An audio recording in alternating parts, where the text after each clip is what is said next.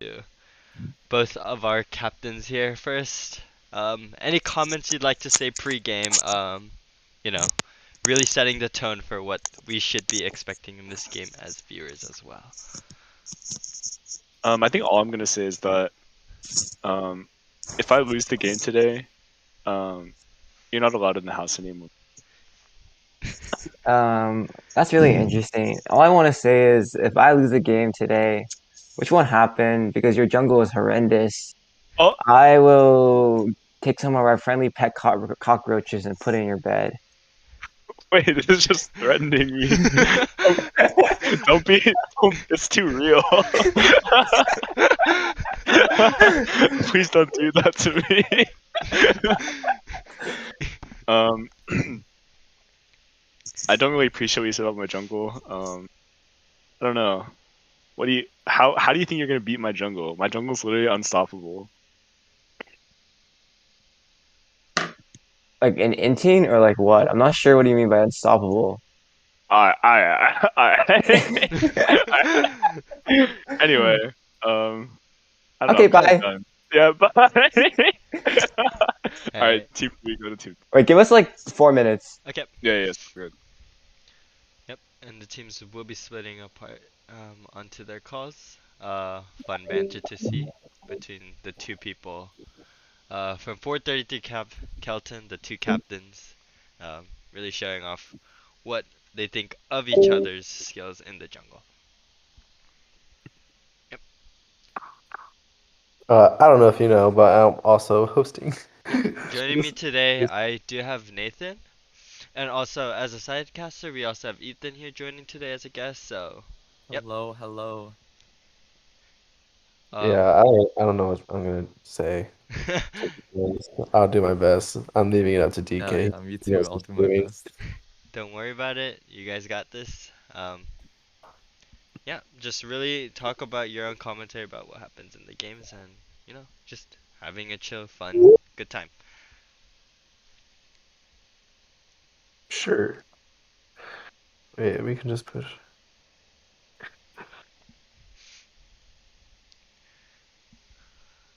On that note, we do have a 4 minute request of a delay from both teams to really get prepared for this game. Um, a second place match coming in with the Denev Warriors from last night already clutching 2 wins into this round robin tournament, clinching the #1 spot of the tournament. But um, always fun to see who can come up as second, um, and to see how this game will go. Who do you think they're gonna pick, DK? Like, or any specific players you think are gonna play specific roles? Yeah. I feel like roles will probably stay very consistent. Um, I know Hepari or Ash will probably really want to try and get onto that Morgana pick into the support role. We may see more Vayne coming from Ait Rasushi. Faker Cholo, very dangerous on the Katarina, as we have seen yesterday as well.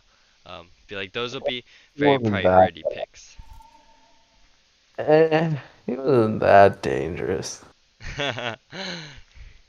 Yep. I mean, just to add on to that, I think that if it's not banned, the Malphite, I could see Ducky Momo Senpai going for that. Mm.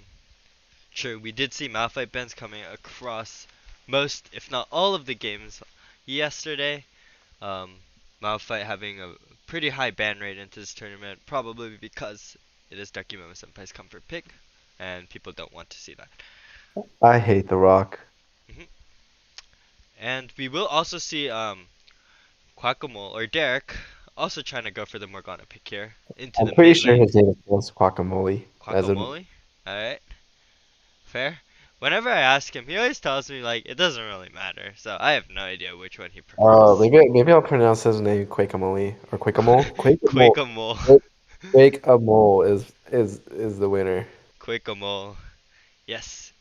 Um Morgana pick also will probably be very popular going into here onto the other side as well. And Ratib been rocking the Lucian a lot. Showed really good performance. Believer or Bruce also common Alistar pick. So I think we see a lot of comfort pick champions that could come in, but um, there obviously still is potential for them to be banned out and having to be moving on to secondary picks. I definitely agree. I'm excited to see the bot lane because Mhm, Retief is very much in my opinion, he does his best in a solo lane. mhm. But his ADC is quite solid. But I do believe the other team has quite good bottom skill synergy to handle it. I do think that Alistar will be picked as well, Mhm. unless they And ban it. yep, and we do see the pick ban phase coming in right here.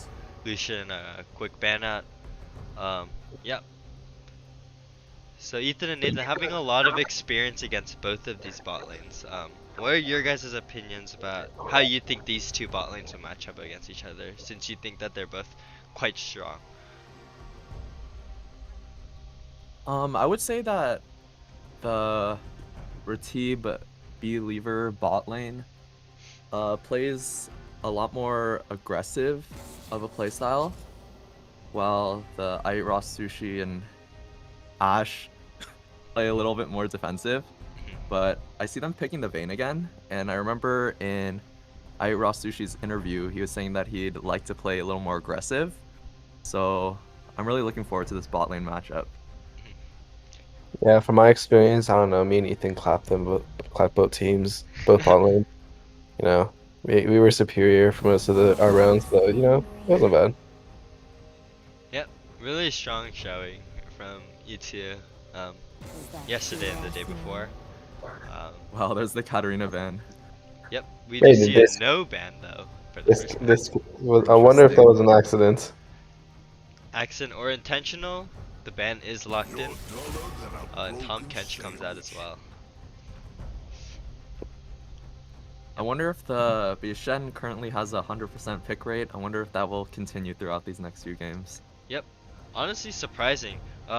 Riot did recently release in the new patch that Shen will be nerfed the next patch coming in. As I was you guys surprised. played with and against the Shen, what are your thoughts on that?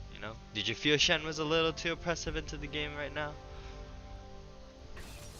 I think when Shen was on our team, it was good. Mm, I think Yeah, we got Shen in every game except for one, I'm pretty sure. mhm. I But enjoyed the short pick. It was yeah. we were able to work around his ult and communicate pretty well in terms of And engage. yeah, also given the TP changes, I think Shen's a really strong pick. I am curious about this Orianna ban because that is not one of Derek's go-to picks. It is definitely like number one substitute pick. Oh, and that's the reason why. It's because Ash actually picked Morgana, which is taking Derek's number one pick. Yep. That's a pretty strong the ban move from Team One. Ash and Derek both being Morgana mains. Obviously Ash taking this is quite strong. Um, and that denies Derek the option to pick Morgana, but I think um, according to some inside information, I heard that Derek was intentionally considering picking Vex going into the tournament anyways. I've actually never seen his Vex nor seen Vex in game before. We do I'm see really Kate. excited to see this Vex. We also do see Kate Lux. Very strong bot lane, but I don't know if Lux will be going into the support role or the mid role. Other way, they're gonna need some two tanky people and hard to engage. Yep. Yeah, But I see the Morgana going into the support role, because I feel like Faker Cholo has a lot more of an aggressive playstyle, and he'd want something more engagey. Yep. We do see Pike coming in from red side. Yeah, a lot of enchanters. It is the enchanter meta right now. We do see very strong supports like Karma and Lux that are enchanters being taken a lot into the bot lane to get lane priority. So honestly, very curious to see how this team with both Morgana and Lux will fare in this game. I have no idea how Vex as a character works. You can give me a bit of a explanation, DK. Yeah. So Vex has an ability where it's incredibly long range and she could dash onto characters and fear her teammates around them. So Oh, basically, she's a very long, wide-range engage, very safe pick. Her skill shot is ginormous. It's very hard to dodge. A very secure pick in my opinion. Probably the top two mid laners with Victor in my opinion. But because she is fairly new, not a lot of people have gained proper mastery of her kit. Um, a lot of old players probably won't even know what she does, obviously, because she has only been out into the game for a couple months. I understand. Yep, but we do see strong frontline engages with Mundo and Lee Sin. Lee Sin, a very strong jungler always. I'm surprised Lee Sin was not much of a priority these past couple days. Actually, now that I say that, I do realize we banned him most of the games, Mhm. but the games we didn't ban, Lee Sin was not chosen, which has been a popular choice in the previous tournament. Yep, and we do see role swapping actually onto the red team, it seems like, and the blue team as well. Um, we do So, see JR's brother on the ADC currently, Vigor yeah, Cholo that's on the what we jungle. see. Aira Sushi mid lane. Hmm. Interesting. Yep, it does seem like they switched up a lot on both teams. We do see Captain Mimi moving into the support role. Um, and yep. Uh, It seems like the red team is basically an engage and frontline for the Vex, mhm, to just sit behind and kind of just do all the damage. Just yeah. based off the comps, I do think red team has an advantage unless T1 is able to utilize the Morgana kit as well as the Mundo engage and peel along with the Lee Sin. Hmm. It really depends on the skill matchup. Yep. Yeah. I'd have to agree that I think in terms of comfort picks and team fighting, red team has a really strong comp. Um, blue team on the other hand, really good meta picks, really good lane prowess. So it's very two different styles of draft. So very curious to see how this will match up between both of the teams. And with that, we do have the 2 minute spectator delay. Um, I have a question for you, DK. mhm. What was the most interesting match you have spectated in this tournament thus far? Most interesting match. Is there Um, one you remember clearly? yeah, I think the most recent match, yesterday's match, game two, very memorable. We had very strong performances coming in from both sides. Um, a lot of gold funneling, a lot of even gold splitting. Teams sharing and giving up leads. It was really just like a seesaw game. Like the leads just kept getting flipped from one side to another, and to see how teams played the team fight and how much it just changed based on certain factors, it was really exciting to see. Hmm. Yep. Um. Uh. Yeah. Back onto you two then. Like, what as you guys have played in all of the matches that have happened so far, any memorable matches or moments that you guys had just maybe within your team, not necessarily something that, the spectators could have seen, but maybe something while you guys are calming, something fun happened, something funny, something memorable, anything like that? All you, Ethan. Uh,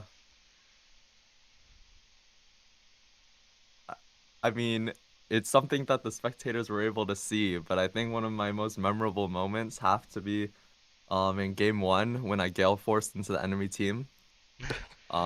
I think that was rewatching it. I thought that was pretty funny.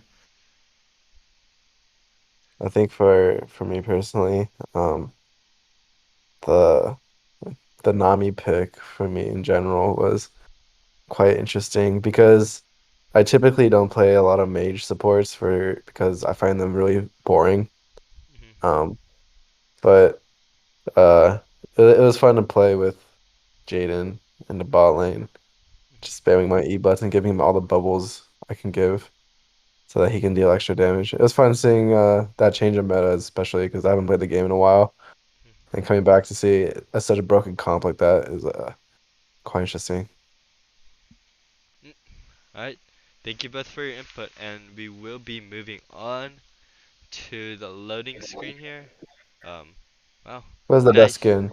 nice skins coming in from both sides. Um, Who do you think has the best skin here? Honestly, I'd have to give it to the Dawnbringer Morgana. Very nice That's what I was skin in my thinking. opinion. I was Um, thinking the same thing. yeah. Not super commonly seen, as there are a lot of great Morgana skins, but yeah, I really like that skin. Do you think any of them are gonna invade here right now? I feel like the red team is definitely going for an invade with the 5 man pushing down the bot side. I think they're But just gonna miss each other. It looks like they're invading on the opposite sides of the map. an interesting point here to bring up, I feel like blue team has a much stronger level 1 that I'm unsure as if they really want to go for the invade on the red side. But honestly, both teams just going to take each other's jungle, it seems. Has this happened before in previous games? Ethan and I did not know because we were in the actual games. Was there ever a period where both teams were trying to invade each jungle? Yeah, Yeah, I remember that. I I think it don't was in think there were game 2. significant invades coming in from both teams.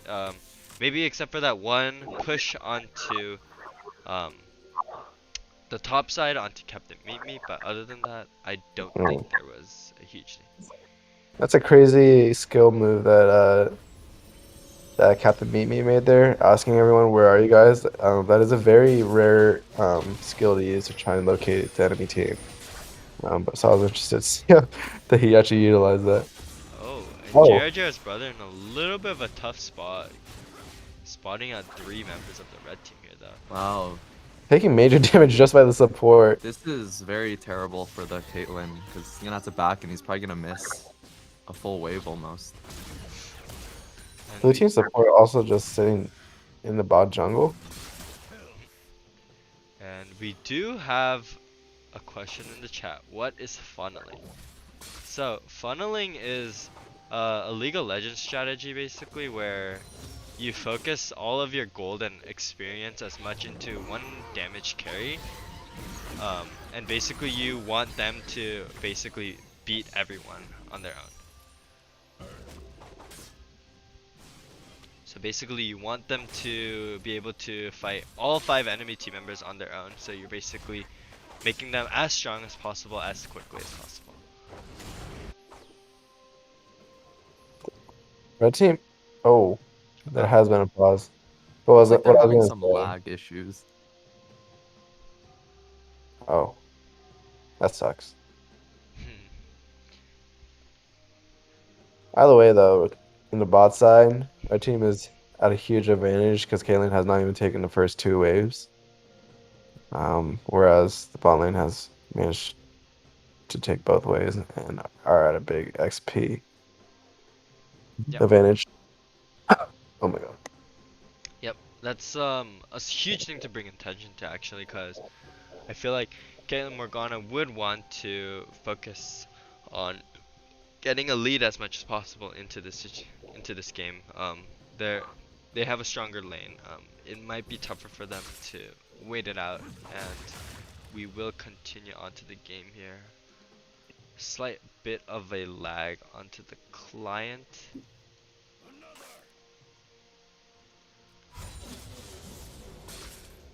But hopefully that gets sorted out. Um, Yep, a little bit of a technical difficulty. We're probably gonna have to sort this out really quick, so bear with us for a real quick moment. We are back on.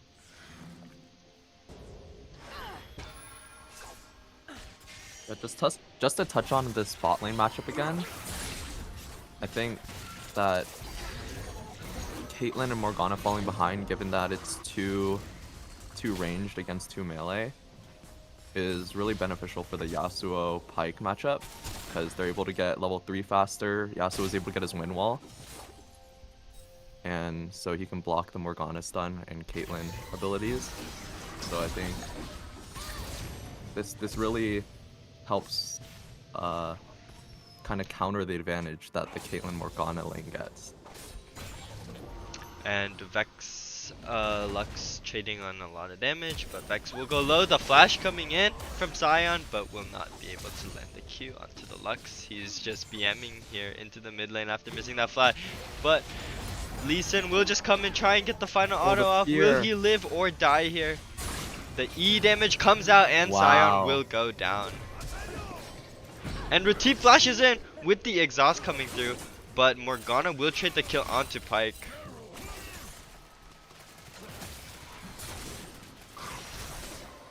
And blue team coming up with a slight advantage currently into this matchup. Yeah. But honestly, that Lux Vex lane, Vex is much more of a strong meta pick right now, but obviously Vex takes longer than Lux to get to her strong points. So Lux will probably be winning the early game matchups.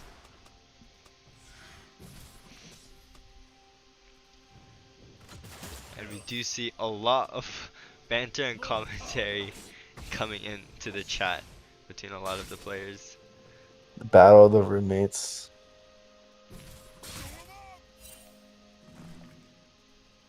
This top lane is pretty even. Oh, we have a gank here from Sion. Probably dead. Not gonna lie. He does flash out though. And the Q auto is just not enough to get the kill. And he will barely get out safely.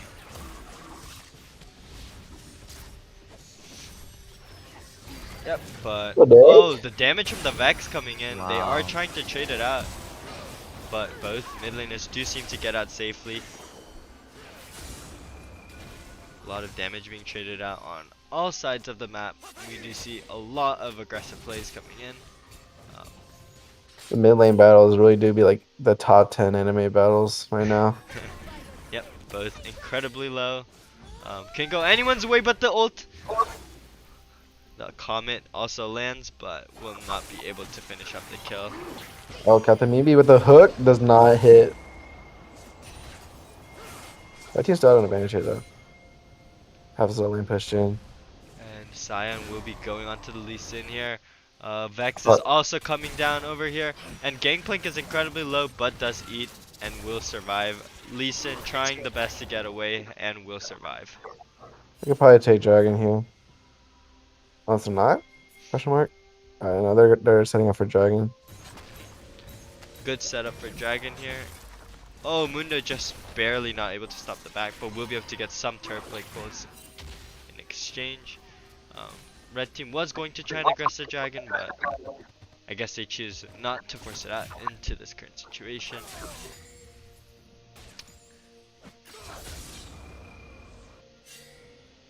Yep. Do see a 1000 gold lead onto the blue side. This has to be like the slowest top lane that I've ever seen in my lifetime. Yep, Gangplank, Mundo both take quite a while, especially since GP does have quite a fair share of ranged abilities. Mundo will have difficulty walking up, but Gangplank will also not want to walk up because he depends on scaling to be stronger into the fight. The ultimate comes out from the Vex and instantly will take out the Lux. Yep, this is why I say the Vex is a really strong pick. Lux doesn't stand a chance, bro. Oh, the Pyke Kaylin 1v1. Oh, and the Ignite! He's going to get it. We are definitely going to see some banter in the chat right now. Everyone, steer your eyes towards the top left of the screen. Yep. Yeah, Mr. Captain Meat Meep saying the haha.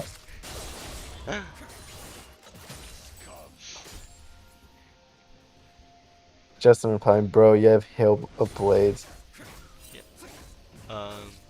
Yep, Halo of Blades is a keystone rune that increases your attack speed for 3 attacks basically, and it's basically quite strong when you're dueling, especially in the early game, to be able to get 3 autos in as fast as you can. Oh, we And have Mundo will ultimate Mundo and try and chase down the Gangplank. Gangplank also comes out with the Cannon Barrage, is trying to juke out from the Axis but will not be able to, and I think Mundo will be able to get the solo kill into the top lane. Man, I hate Mundo, bro. Can we talk about this character real quick? He's so broken. It's impossible to kill them, man, past like level 10. Yeah, Mundo, I agree with you. Pretty strong pick. Quite easy to play, difficult to punish because of his tanky value. Also has a spell shield that makes him not able to be CC'd. The ultimate comes out from the Lux, but will go down to the Pyke. That Pyke is a little bit scary right now, going 2-1 already. And you know, in team fights, Pyke can just reset. That root completely saving the Caitlyn right there. Yasuo wasn't up, and will he be able to trade the kill? No, the Triumph barely saves him. They're kind of in a pickle here. Has to flash out. Yep, but as long as he gets out to safety, I think that's fine. And And they're gonna collapse the on. Morgana will most likely go down to that Pyke Excuse- ultimate.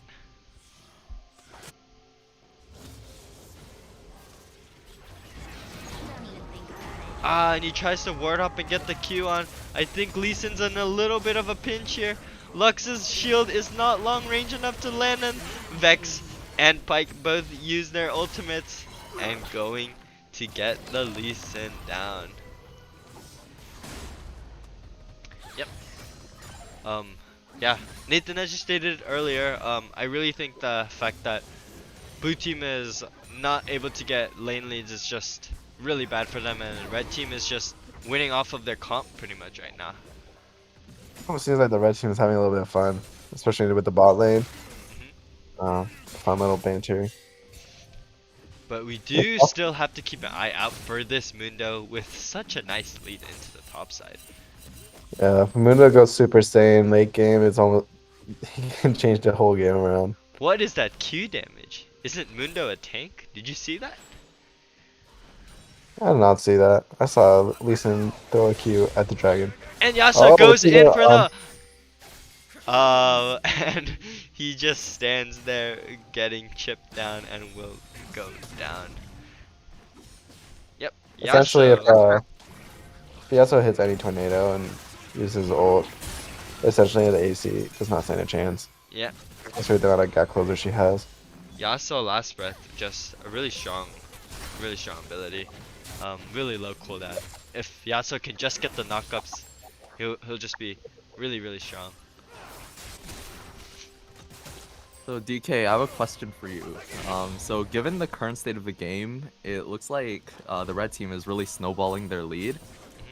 What do you think the blue team should really be focusing on right now in order to kind of slow down this snowballing? I really think blue team, they just have to play patiently, play the vision game, play around your itemizations. Try not to make as many mistakes, try not to get picked off, because in skirmishes you most likely will be losing going into the game right now. So they're going to just have to play a little bit of the waiting game, try and get their itemizations, get their power spikes, and wait for those moments to prioritize when they are the strongest and try and go for these fights. I love how the Pyke has a majority of the kills for the blue team. Just shows how well he's using gold. And the Vex ultimate going Wow. in will finish off. Caitlyn just accepting his death here. Another Vex ultimate coming in. Oh my gosh, and the double kill going over to the Vex.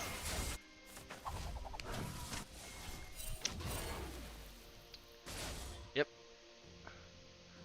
Catch Mimi, probably looking for the Lux. I was actually looking to back. Oh. Man changes his mind one more time. He's gonna collapse into Morgana as soon as he walks by. Red team has slain the dragon. A very cute strat. Wow, that's a very late first straight.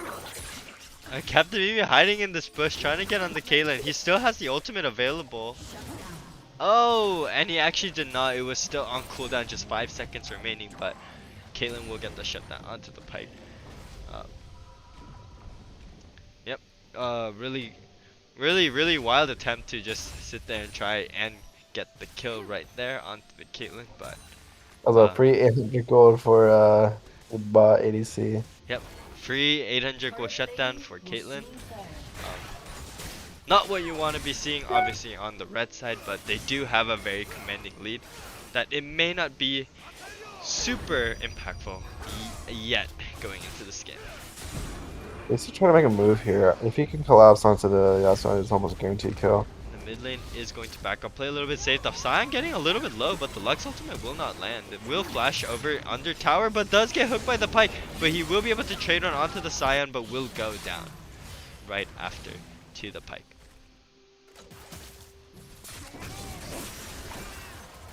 And Munda just running it down against the Gangplank, using the ultimate. Gangplank flashes out, and he will be put in safe range. And Lee Sin gonna be camped here by the Pyke. A little bit risky, and he wow, he just flashes out of the stun range to get that final kill. But Vex coming in with the ultimate will go down. Oh my, what is that champion? That champion, absolutely ridiculous. Credit to the Lee Sin for utilizing the time that Derek was struggling to get around the red camp. Yep. 3,000 gold lead over to the red team. Yeah, really good showing, especially by the mid and bot laners on the red side. Very curious to see what the blue team will try to do in this situation. They do have a lead onto top, so very curious to see. Oh! Oh! And he flashed Gale forces to get the kill, and Pyke will barely eat out of range, and the Lee Sin does go in aggressive, and he flashes right into the Pyke, letting Lee Sin get the kill with the E. And he lands the second Q!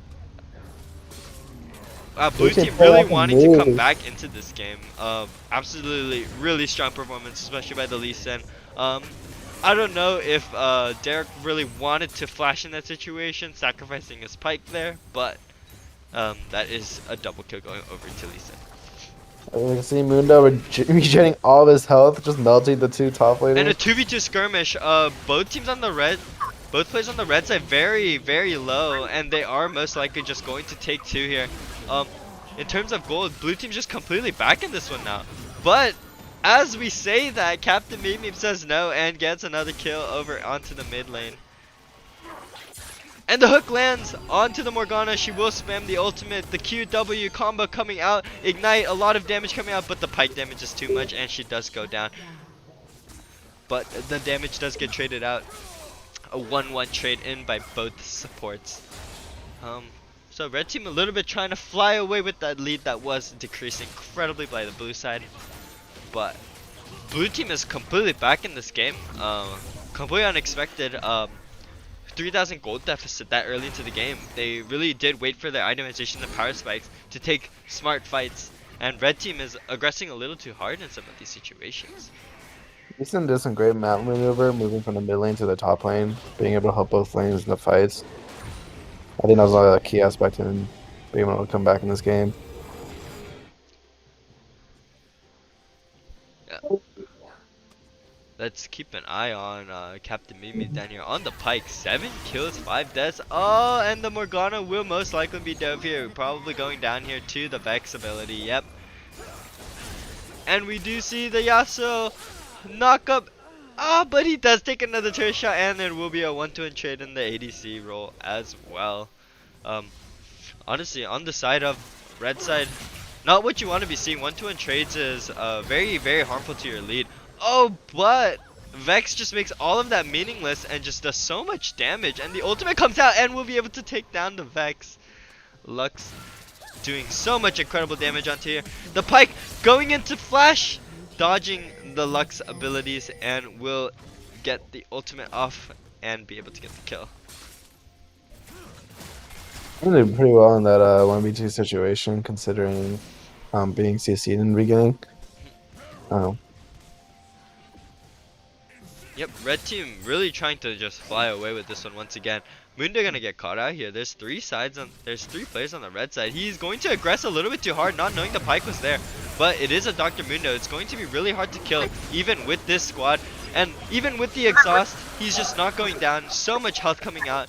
And they're not even going to be able to kill him. He's just not using any single summoner spell. He doesn't have any up. All he did was use his ultimate to get out to safety. I feel like Mundo there could have outplayed that. I'm pretty sure he that started to back off. with his he had his ult proc and it was basically the other team was essentially just healing him. So I'm pretty sure he could have just killed at least the Pyke or the AD carry there. Yep. Or the good Pyke. Not having MR though, I think Vex is going to be a big factor into being able to try and take this Mundo down. And the ultimate comes out onto the Vex. Really strong showing from both teams, just getting picks in good times. That Mundo obviously incredibly impressive into the top lane. Yeah, once he starts joining the team fights, it could essentially change the whole game. He's kind of just been sitting in the top lane, farming his life away, but for good measure. Yep, Sion a little overstepping here. There's so many players on the blue side here just waiting for him. But Sion passive is up. He's going to try and run down the Morgana, who's incredibly low. Gonna go golden, but Yasuo may be able to trade the kill here. Caitlyn Pyke going for another 1v1 situation. Caitlyn gets a kill, and Lee Sin able to also get the kill onto the Yasuo in the mid side. And the teleport comes in from the gangplank, going to take down the tower, and going to try and run to safety into the topside jungle. But there's just so many players on the blue side here. The Lux Q will land. He's going to get CC'd. He tries to citrus fruit out of there, but he still will go down. And we do see the kills going back even. 2020 right now. 36,000 gold on both sides. It was incredible. The blue team literally just brought the entire game around just from that 1 minute sequence. Yeah. And we do see bounties on a lot of the blue side members. Yeah, I think the blue side was really able to stabilize, because it seemed like they lost a lot of control of the map, and they were able to gain a lot of that back through the roams from Morgana, and just good map presence by Lee Sin.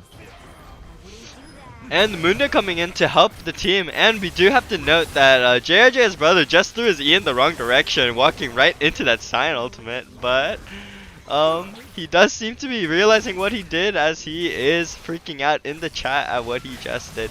The Lux Q will land, a lot of damage coming onto the Sion. He tries to charge up the Q, but he most likely will go down. He tries to flash out to safety, but the passive will be procced. He will go down, and he is going to try and help get any last damage into this fight onto any members of the blue side. Pyke trying to get the Q, will land it onto the Lux. The Vex will also land the Flea. Will be able to flash and get two just instantly going down, and the Dr. Mundo is the only one left, and the Pyke will aggress onto the situation, a 1v4 situation, but the Pyke takes so much damage. The Mundo is so tanky, also level 14, and the Caitlyn is also here. As long as Mundo just peels for the Caitlyn, it does seem like a 2v4 situation is possible for the blue team.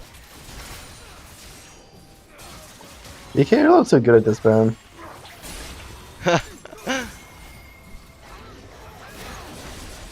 And we do see a knockout onto the Morgana, an ARAM situation. Both teams really hovering towards this mid side. That Dr. Mundo spell shield will go down, but the Flea means nothing from the Vex. He takes no damage from that. And Captain Mimi just sitting here, but sees the Mundo. He will know that he just has to back off, not able to do anything against him. It's so funny how terrified the red team is of the Dr. Mundo. Yep. He's basically like two other players. Captain Mimi incredibly low. If Mundo just turns around and goes for him, he might be going down here. But Vex will go back in, and the kick comes out from the Lee Sin and keeps him under tower range, and Caitlyn's able to get the kill. Will Mundo be able to get a 2v1 outplay here onto the Yasuo? They do come out with the exhaust so that he can't close the gap, but they will go down. The Pyke will go down, and he's going to try and Q, and there's also a fight going into the topside jungle right here. Lux uses the ultimate, Sign will go down to the arcane comment, and Lee Sin does get the final kill, and Caitlyn also getting the final kill onto Gangplank, and Sion passive just doing whatever he can to try and trade it out, but just so much fight going around on both sides. This Mundo is doing so much work in zoning out the other team right now. Agreed. He basically zoned out all of their attack damage characters. that being Yasuo and Vex, He allowing the just second one to die out. so much value for a character with only a 500 gold bounty, I think. The fact that he just stands in between 3 or 4 members of the red team and just doesn't die. Absolutely insane. Absolutely balanced character. He is actually going to pick out Derek here. I'm pretty sure Derek not having his flash. But Derek That's getting good. a lot of damage down onto the Mundo, and he might be in Pyke ultimate range soon. The Scion ultimate comes in and they will pick him off. The 800 gold bounty going over to the Scion. Really well played by the red team, following up on Derek's peel. Excuse me, going over to the Pyke, not the Scion. And the red team will get over to the Dragon here, knowing that they have a stronger team fight because Mundo is down. That Mundo kill may have been quite critical, as red team will get their 3rd Dragon, and that's really bad for the blue team, who's so behind on the Dragon objective game right now. And they will slay the Dragon, and Caitlyn is going to try and heal up so that Pyke is not in ultimate range. And the hook gonna come in onto the Caitlyn, and the stun tries to flash and heal out, but the Pyke ultimate is not up anymore, and the hook doesn't land, and Caitlyn will trade the kill. And the Pyke ultimate doesn't come up in time to get the kill, and Caitlyn will get the 1v1. That was top 3 of the top 10 anime battle videos. was crazy. Absolutely. That was an absolute 1v1 battle to the death. Down to the wire fight for sure. This Mundo just chasing down the He 3 just of them. doesn't care. But his team is too far away. And Lee Sin will aggress into the situation, gets a lot of damage out with the electrocute damage, but he does go low, and he does get kicked out of the Lux ultimate. Not sure if that was the synergy he wanted, but the Vex going so low, goes golden, tries to survive in the situation, but the Lux and the Lee Sin will land their Qs, and the Scion also goes down while charging up his Q, and the passive is going to try and chase down, but honestly, what can the Scion passive do to King so quickly against such a tanky Mundo? Mundo just taking all the damage for the blue team. Yep. In terms of It gold, seems such like- a close game actually. And the Pyke ultimate won't land. Has another mission. Pyke ultimate won't land, and he will kind of be stuck here. Will the blue team be able to come around quickly enough? But they will not, and he will get out safely. But Mundo just farming up the red side's top side jungle, taking the red buff. Both red buffs going over to the blue team. Red team's lead mainly coming in from the form of dragons. Really got to see how this is going to play out into the late game. If blue team could come back in the dragon game, maybe they'll have a chance. Pyke once again trying to come up onto the Caitlyn. He's going to probably go for the hook here, and the Gale Force out to safety, and the ultimate is up, but he is not in vision range, so he will not be able to cast it. And the Pyke just staying nearby, just completely unscared, thinks he could pick off the Caitlyn once again if he just gets a good range, but Lux is nearby. It seems like Captain Mimi has a completely different mission than destroying the Nexus this game. Yep. Seems like he just does not want to allow Justin to play the game. And he just shuts him down once again. That was a solid 4-minute mission by the Pyke, just sitting in the bot jungle, waiting for his prey. But he will go down to the Lux here. A valiant effort, if I must say so myself. But good Black Shield coming in from the Morgana to save the Lux. Yep. Honestly, this Caitlyn Pyke is just playing their own game, not able to do anything. They're just 1v1ing constantly. Keep in mind that this is a 5v5 team game. Both having 9 deaths. I say this game is very it's still pretty even. It really depends on how the next few team fights go. Yep, and a really good fleet by the Vex.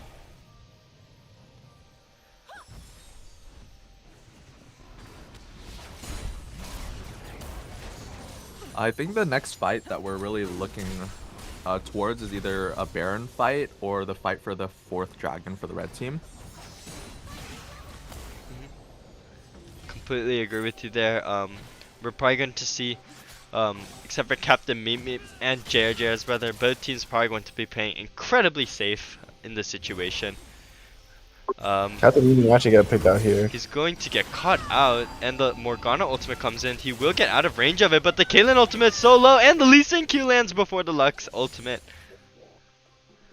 And honestly, that should be a good fight, good pick coming in from the blue team.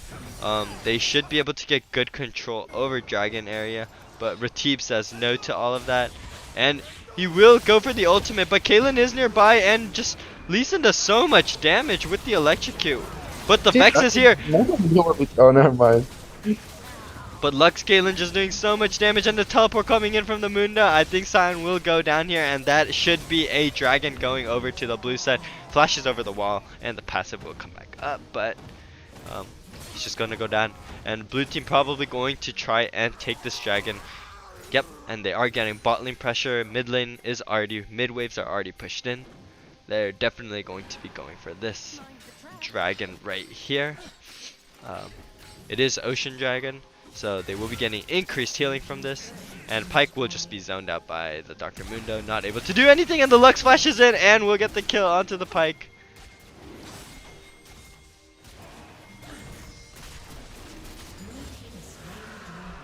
With that, blue team's just back into the game.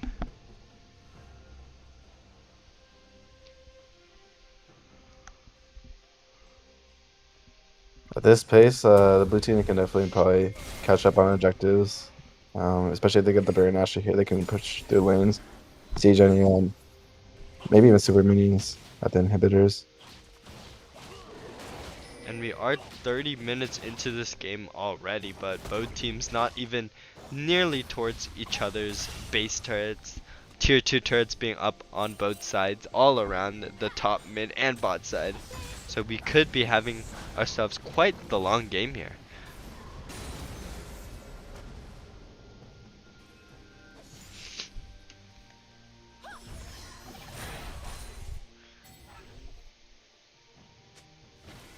Yep.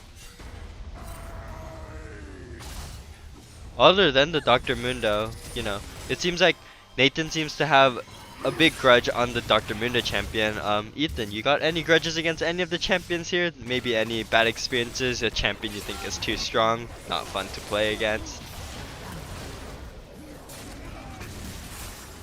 I think that all the champions in this game I haven't played against, at least in this tournament.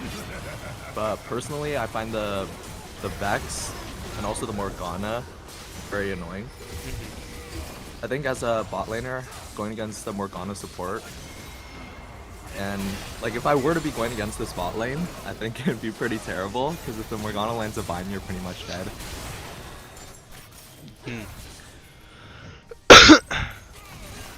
We will see the blue team trying to defend this tier 2, but red team does so much damage, but the Mundo just won't go down, but he is kind of low now. And Lee Sin just trying to land a Q somehow to get an engage onto any of the low members on the red side.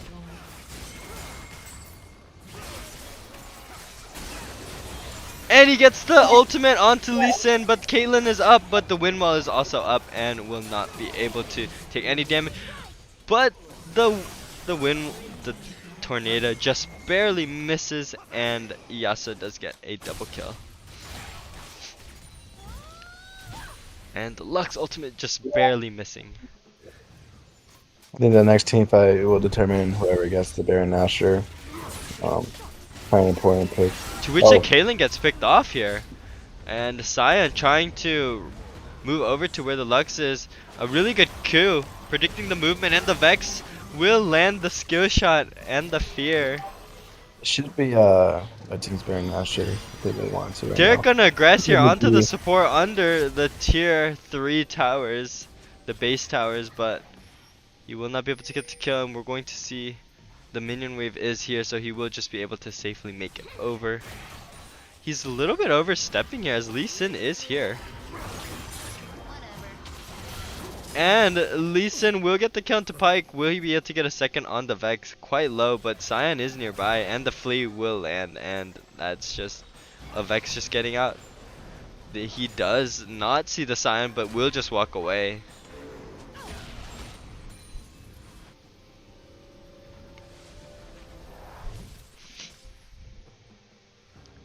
And Wow, Yasuo is just getting really strong. Also having a Gale Force. 10 and 5, 650 gold bounty. So whoever gets that kill onto the Yasuo will get 950 total gold. Will it go over to the Dr. Mundo here?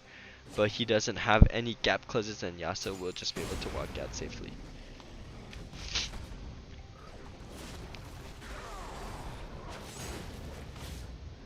Red team having a bigger lead now than normal. A lot of critical kills coming out from Vex and Yasuo into that last dive. And this next dragon may be quite pivotal. Does seem like both teams are a little bit scared to aggress the Baron at this moment, which makes sense. Both teams don't have any picks offline members up. It could be quite risky to make an aggressive move to try and take the Baron. Captain Mimi still continuing his mission with a total consequence of 13 deaths. I'm enjoying watching all of his movements on the map. I do have to admit, I have not been watching the game. I've been watching the mini-map and watching Captain Mimi walk around the enemy jungle trying to get out the weak ones, if I must say so myself. Yep, it is quite fun to see. It's like you're watching a different game in itself, just him roaming around on an open world single player world killing minions.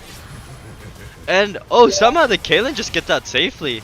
And the cannon barrage just come out from the gangplank. Kaylin's gonna use Ace in the hole and the Pyke will go down. And there's a fight going on into the Dragon Pit, but Mundo is just so tanky that Sion will just go down.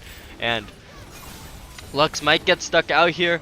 3 members of the red side really close. And the ultimate comes out, final spark, and the Lee Sin Q goes in.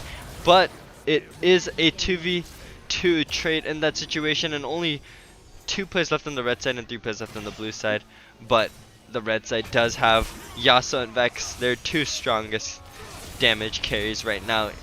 Still up and goes onto the Morgana, but he will go down, and Morgana barely survives, and Vex is just gonna get out as safely as possible. Will blue team be able to aggress the dragon though? He's going to catch out the Vex. Oh! But Vex is able to land the skill shot onto the Morgana, will go down, and he also will go down in that trade. And it does seem that blue team will get the dragon here. Do they do it fast enough? Captain Mimi is roaming down all the way from the base, knowing that they're going to be on it. Then they don't have their jungler up, while Sion is walking down. Sion is alive, and Pyke is trying to get aggressive onto the Lux, trying to get the Lux down no matter what. But he will go down to the ignite damage. But Sion is here. Blue team's probably just gonna have to try and stall so that he can't smite the dragon. But Sion just keeps hitting the dragon. What can they do in this situation? And Sion is just going to get it. Ocean so going over to the red team. It's very unfortunate on the blue team side. They gave up the dragon there. But they did trade off with a few kills. So they kept their gold lead. Yep. And really good from the red team, denying Dr. Mundo that Ocean Soul. Probably the most oppressive soul to have on Dr. Mundo specifically. That healing will be insane. He will be unkillable. We have seen it before. And the blue team will try and trade out the Baron here though, since they got all those kills. But the deep trinket does come out. The blue trinket coming out from the red team. And Vex lands a long range skill shot, but Kaylin will go golden. Trying to survive here. They're going to try and aggress onto the Yasuo as fast as possible, but they dive onto the Kaylin, and Yasuo gets the kill, but the kick coming out from the Lee Sin, and will be able to get down the Yasuo, and Lee Sin going to engage once again, has the GA, and the Vex will go down. It seems like blue team will be getting total domination of this team fight, and Captain Mimi and Charged Potato, the only 2 alive, and Faker Cholo is up for the smite now on this Baron take. A 3v2 situation. Red team is trying to sweep at the vision, trying to get whatever they can to try and maybe get a potential Baron steal that could make this game go completely in their direction. Captain Mimi playing aggressive onto the Lux. That Pyke is so oppressive. Lux not able to get in too close because Pyke will just do so much damage. Lisa not able to land the Q onto the Pyke. Captain Mimi is just creating so much time. And Sion goes in with the ultimate, and Oh, but he smites a little too early, and Lee Sin will be able to secure it for their team, and everyone on the red team going down. That's so good for the blue team, and they will get the Baron buff and a basic ace on to the red team.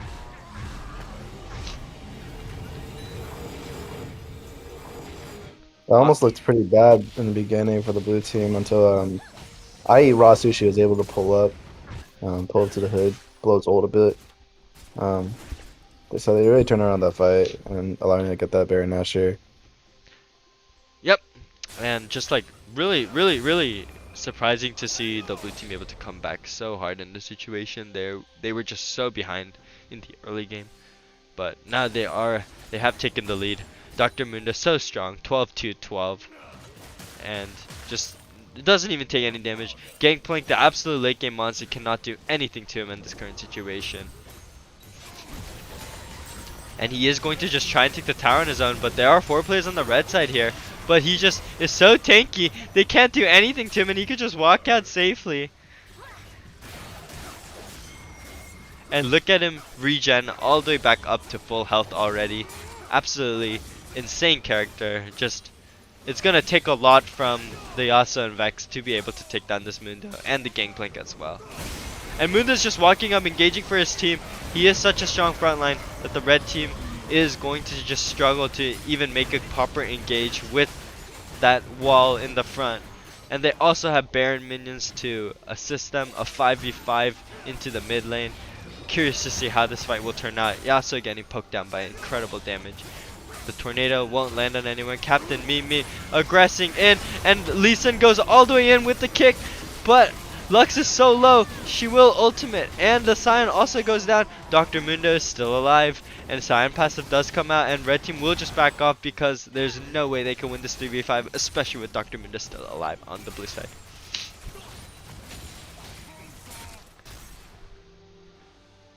And we see a lot of bounties all around from the blue side. A lot of action we see in this game. Already 93 kills over 40 minutes. An incredibly long game we're seeing here today. But it does seem like blue team will just push in with the Baron minions.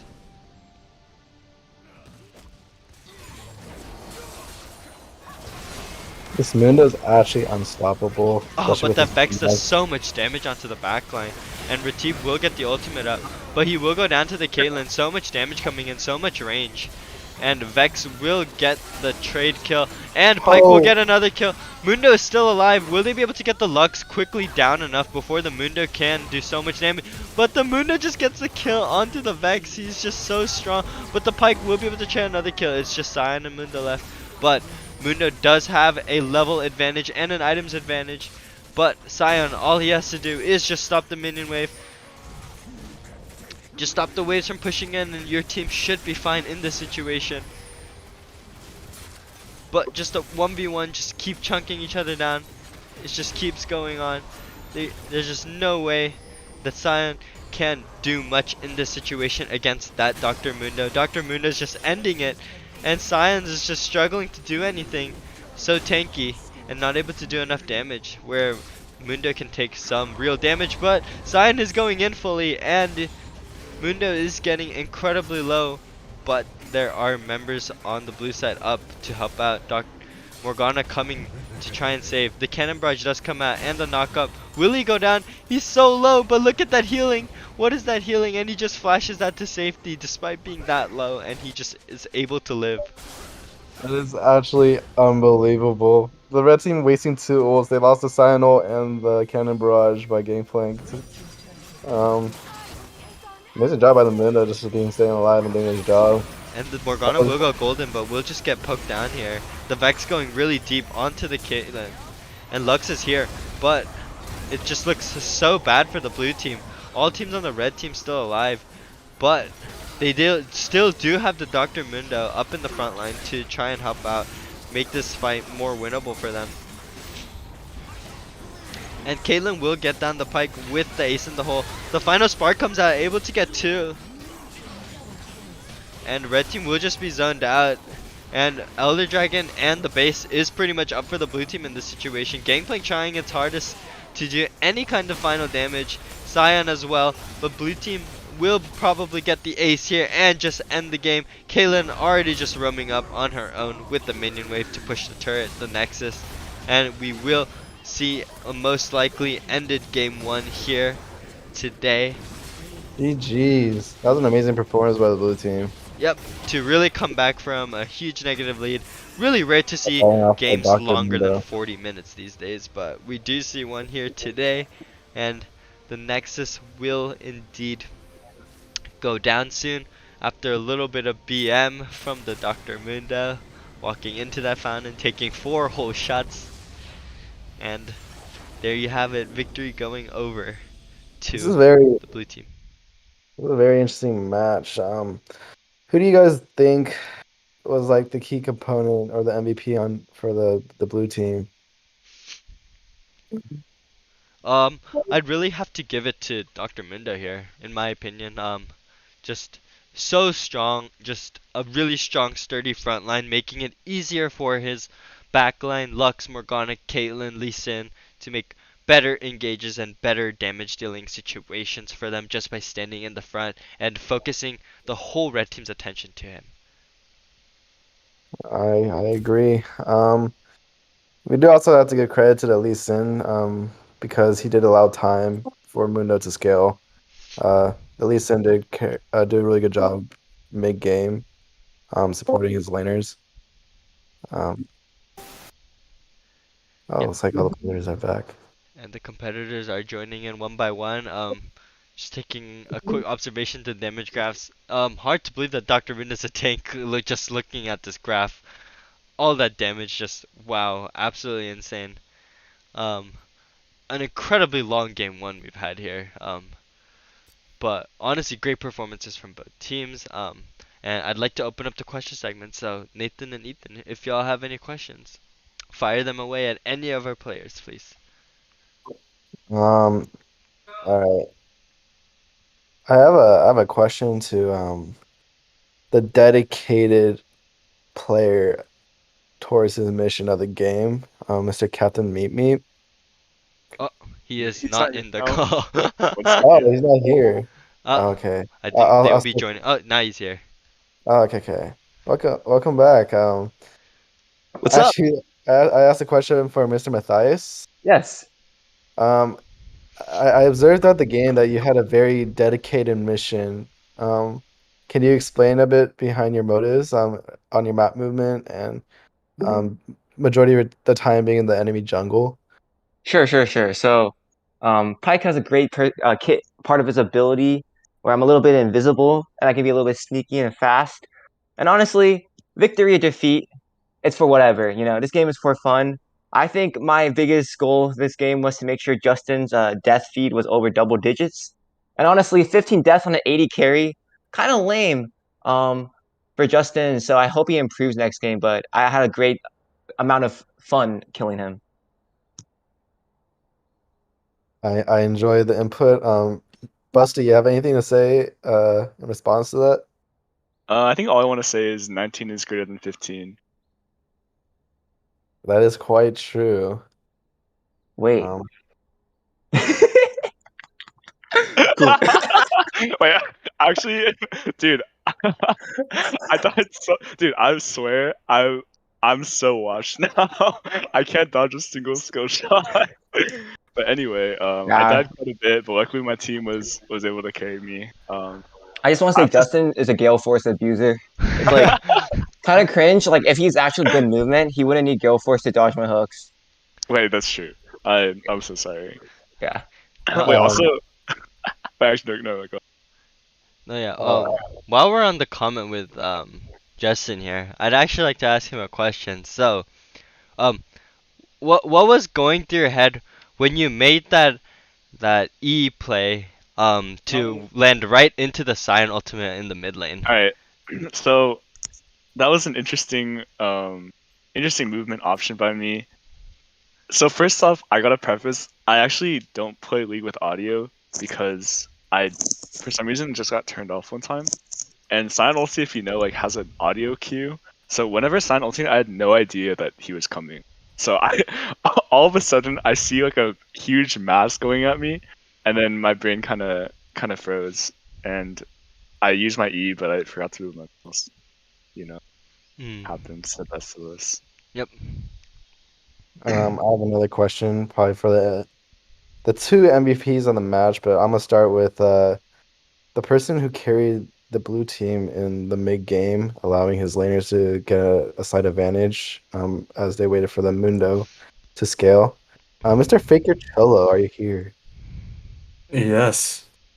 I had to give creds to your Lee Sin. I think you did Thank an you. Thank amazing you. job. Uh, did you want to say anything about your experience in the mid game? Like what goals you were trying to make for your team to get an advantage? Oh man, I stole so many kills. My bad, guys. But I was just I think we lost like 8 kills early on.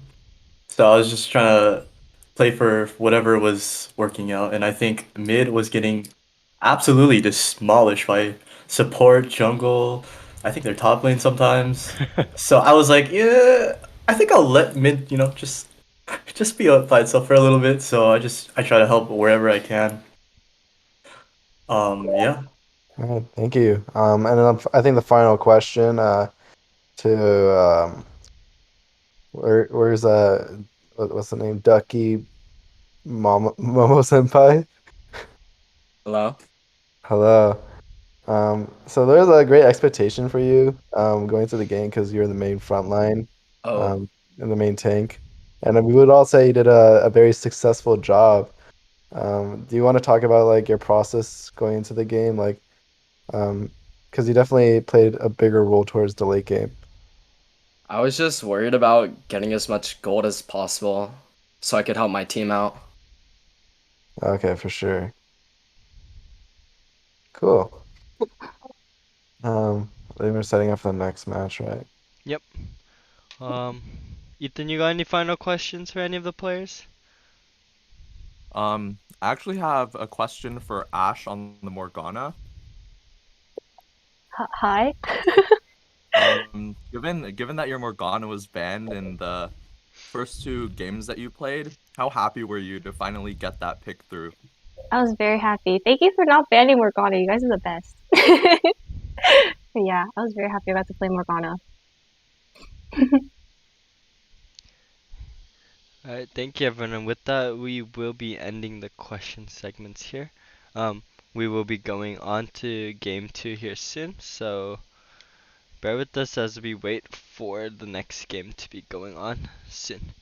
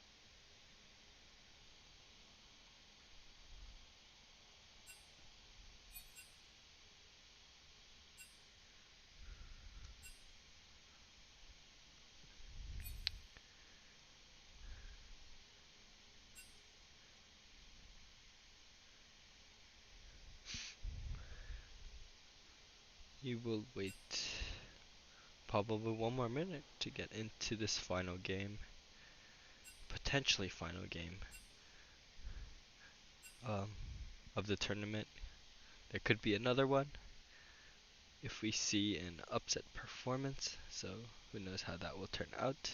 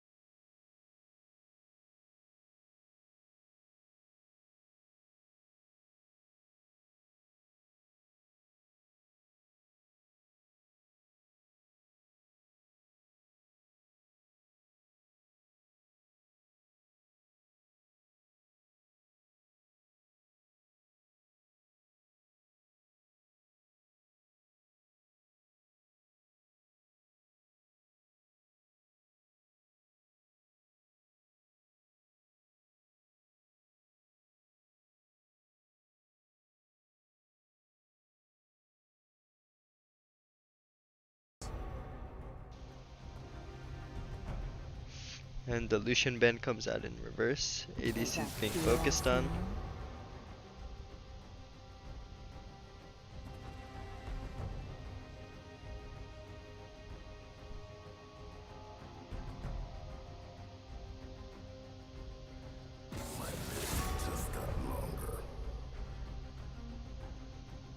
And we do see a Katarina Pike ban.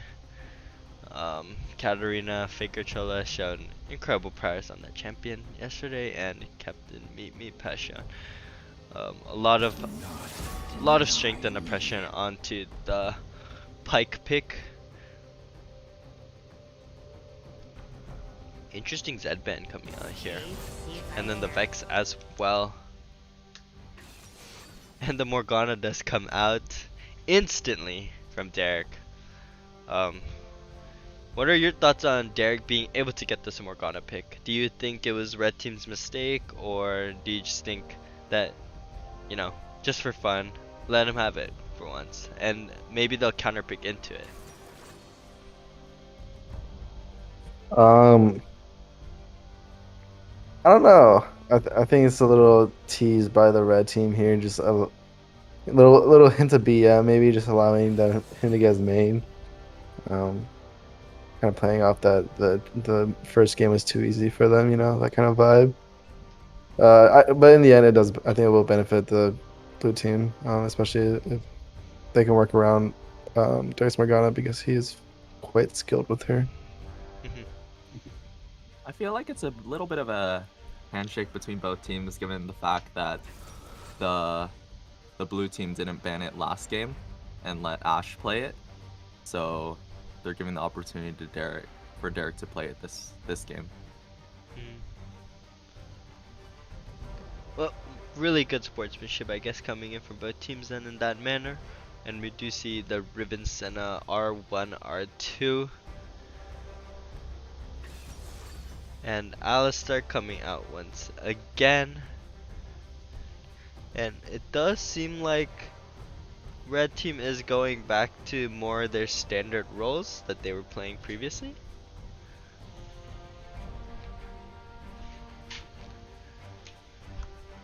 Oh, and we do see the Ezreal hover. Personally, I'm a huge fan of Ezreal right now into the meta. Really strong build I've seen recently. With Essence Reaver and Crown of the Shattered Queen and Muramana. So, very curious to see if that build will be coming out onto the red side today. Yeah, also given the new Ruin first strike, it's pretty beneficial on Ezreal, and he's able to farm up some gold just by throwing out Qs at the enemy.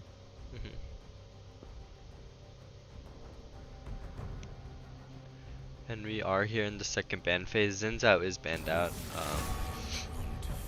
I am not a huge fan of the Xin Zhao pick, but it does come out. It gets banned, so. Based off of this draft so far, I'm really liking the blue team's comp because they are all purple. They got a purple theme going on here. Comp wise though, the bot side, I think it's still pretty even. I think we need to see what junglers are chosen. Yeah. And we do see the Ornn hover. Ornn, an interesting pick. Not sure what value Ornn can give on to Riven and Ezreal, but nonetheless they do go in for that pick. Not sure what itemization Ornn would be able to upgrade, but the pick does come out nonetheless. Rex is kind of purple. I guess they're kind of staying consistent to their purple team. Lee Sin comes out. Lee Sin not incredibly purple. You know, Shinu would go head over heels for the purple team comp though. That's quite true. She's a avid lover of lavender. Yep. Oh, did that rhyme? Avid lover of lavender. I did not rhyme. Never mind. There was an attempt at a rhyme. And we do You know see what, the if- Gwen. That is quite true. If the blue team loses here, it is solely because they did not have a fully purple comp and they did not commit to it, and I'm quite disappointed. But yeah, whatever. We do see Timo. Oh no, Timo. And will be switched over to Fiddlesticks. Um, Personally, I'm really liking the red team's comp here. Um, I know blue team has a couple of comfort picks that they're very solid on, so I'm not too worried. But like blue team in terms of champion knowledge may come out on top with the Lee Sin, Morgana, Alistar, but red team's comp is really strong. I think Senna Ezreal is a really powerful lane to look at. Riven is quite solid when there is good mastery of the champion. Fiddlesticks also, I think, a very underrated jungler. I think Ornn is the only pick that I feel a little bit unsure about going into here, but nonetheless, in terms of just straight team comp, I trust the red team a little more. But when I'm thinking about how much I've seen these players play with these champions, I'd have to give the slight edge to blue side here. Yeah, I'd have to agree with you there, especially in the mid matchup. I mean, we've only been seeing well, we've seen Vayne and Lux out of I Eat Raw Sushi, but now he's transitioning into the Riven against the Morgana, and I feel like Derek has a lot more mastery on Morgana than I Eat Raw Sushi does on the Riven, and it's a ranged melee matchup, so I think Derek might be able to abuse the Riven pretty hard. I have to completely agree with you there. Also, Morgana, an incredibly difficult range champion to close the gap on. She's got that root, she has the black shield to deny CC, and the ultimate to, once again, stun. Just really tough champion to do an all-in on. So I think Riven will struggle here quite a bit, but considering that, Raw Sushi did go for the counter pick knowing that Derek was going on the Morgana. I feel like maybe he feels like he's pretty confident in this matchup. What do you guys think? I don't know. I think at this point it's a really matter of skill. Derek has enough experience playing against counter picks of against his Morgana, and it seems like IE Raw Sushi was confident in his Riven pick. So I think it really just does come down to skill here. Whoever is the best player will win the lane.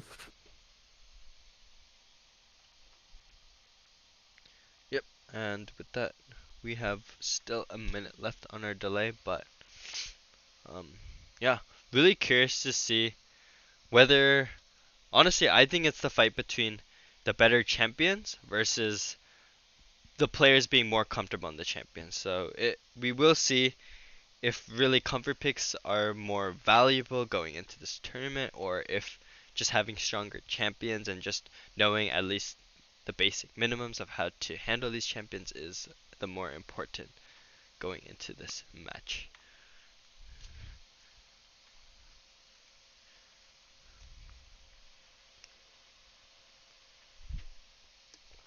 And if we're lucky, maybe Lee Sin and Gwen has a purple skin.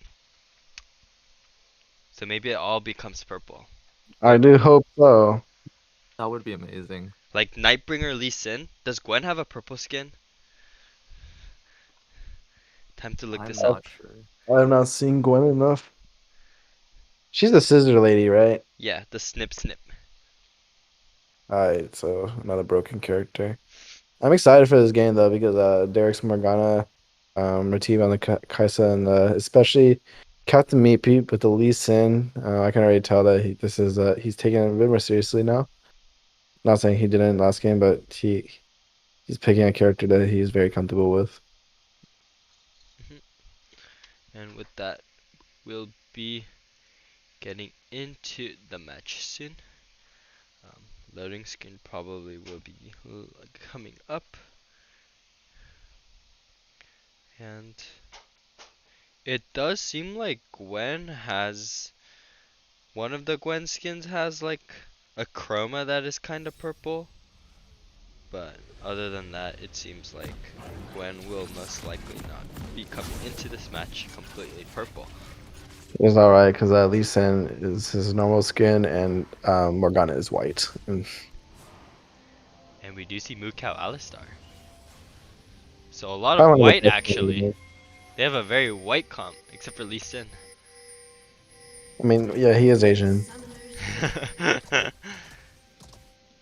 Oh, we might see. Potential invade coming in here. Need to zoom That's out to give a really little better view. doesn't overextend. Raw Sushi, like kind of scouting out any prey. They don't see anything yet. I don't think the team has seen the red team either. Nope. But the two mid laners did meet, and Derek starting W will get the poke damage with the Comet, but not a lot of damage coming out, and that's a lot of mana expended. But the auto does come out.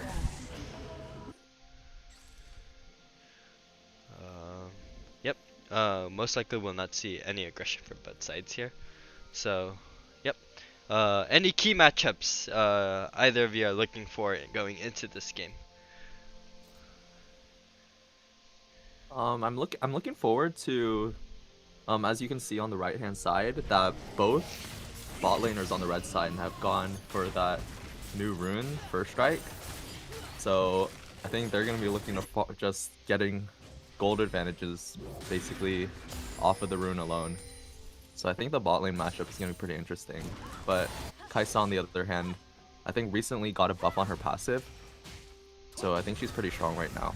So I think that as a bot laner myself, I'm looking forward to that matchup. I have to agree with you. That does look to be an interesting pickup. First strike on both sides. Having an Alistar and a Kaisa on the other side, they probably do know that they have the early game advantage. Will try to get the hits more early, and those first strike gold is coming in.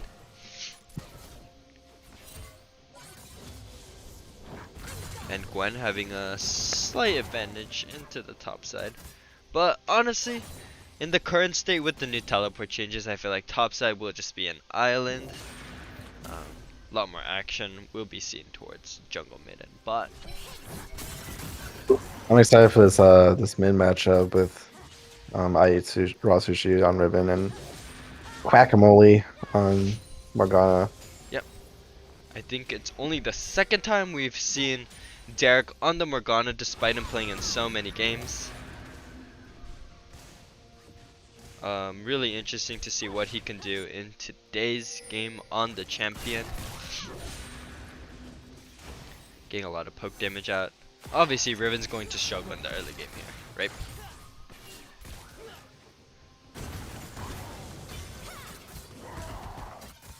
Who do you think has the advantage in the top lane with Gwen and the Ornn matchup?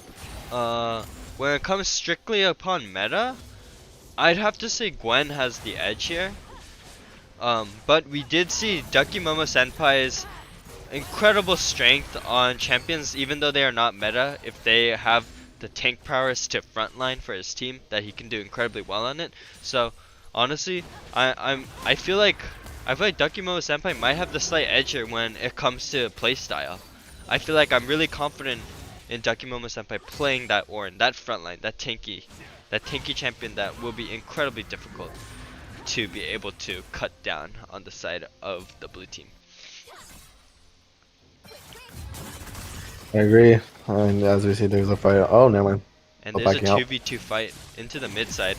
But Fiddlestick should be a little bit weak here. Lee Sin's just so much stronger into the early game. And Riven's going to try and trade out a kill. It is a 1-to-1 trade so far, but will Morgana be able to get the second? But Gwen is also incredibly low. Ornn flashes forward to get the passive auto down and will get the kill. And Black Shield coming out from the Morgana, but so much damage from the Riven, but Riven is too low and will go down. So it is a 2-2 trade even onto both teams right now, and the gold is pretty much even. And yep, that just already a lot of skirmishing going on from both teams.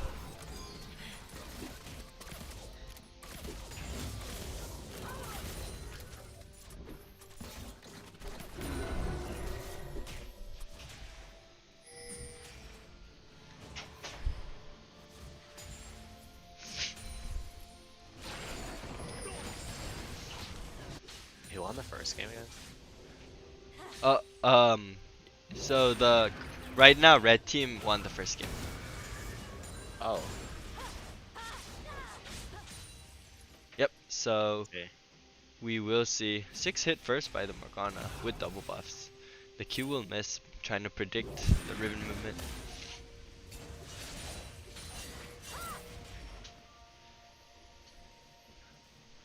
And just a huge advantage over to the Morgana so far.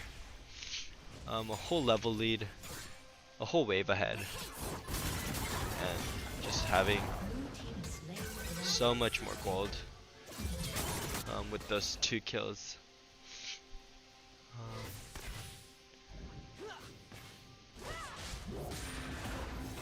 We do see Sheen picked up from JRJ's brother, so hopefully we do see the Essence Reaver pick up here.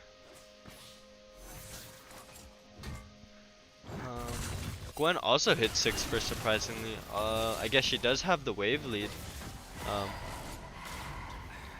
And yep, as expected, the double range bot lane having more presence currently into the game so far. Since they cannot get back TP'd on, obviously, double ranged bot lanes have been stronger. Since there cannot be any teleports to wards before 14 minutes with the new teleport changes.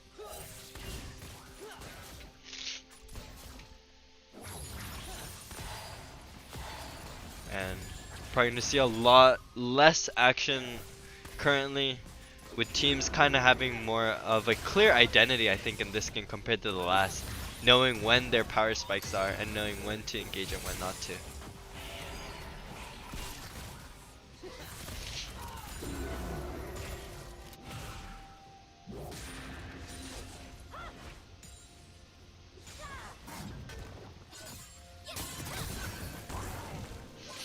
And surprisingly, Lee's actually ahead in the clears.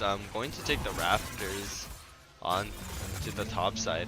Fiddlesticks finds out that he just lost his. And Gwen will come in immune. The Ignite comes out. Will Ornn be able to get the kill? The Ignite going to burn him down slowly and slowly. Will he survive in this situation? He does. And Fiddlesticks coming around trying to get the gank. Oh, but the Riven does go down into the mid side. And the knockout comes out from the Ornn, and the Fiddlesticks comes over to secure the kill. The trade was pretty interesting because Derek is at a huge lead right now, but the stuff that just happened top lane is just gonna get difficult for them to get a big lead. But this is a 2v2 fight that is more advantageous to the blue side. I feel like Veigar Cholo should get caught out here. Ornn's not in a great situation either. And he does expend the W, so his damage decrease will be gone, and that is a kill going over to the Lee Sin, and the Fiddlesticks does go down.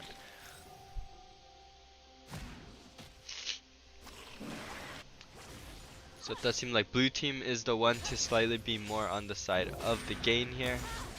So far, a 2-level lead onto the Morgana. Yeah, Derek on the Morgana is just absolutely ridiculous. 301.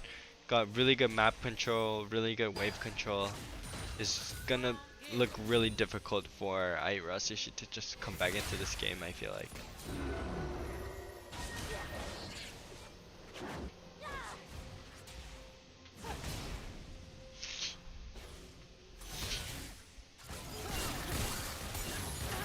And a lot of trading coming from the bot side.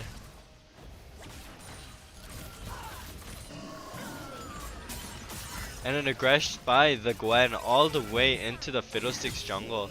We do see roaming up. It's going to be a 3v3 fight here. Veigar Cholo is incredibly low in this situation, but the Ornn gets really good CC out and he will survive, and there will be a double kill going over to the red team. And Morgana should be caught out here a little bit too far up. Ornn should be able to get his knockup up sometime soon. Oh, but the black shield does come out and Morgana's gonna ultimate in. Derek's gonna try and get a super play, but Riven will flash on him. I think it will be most likely a trade over. He doesn't have his flash anymore, and Riven will probably get this kill here. The shutdown going over to the Riven. Wow, Rasushi just going to be coming back into that one after those 2 kills. Really good CCs coming in from the Ornn. Dokimomo Senpai showing that he's really good on the very tanky champions, and really shine in that last skirmish.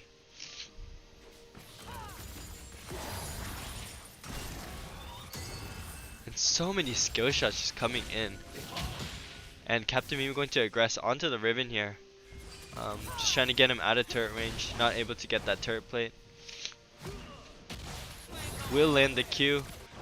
Most likely will not be going in here though, as he will have the disadvantage in a 1v1 situation.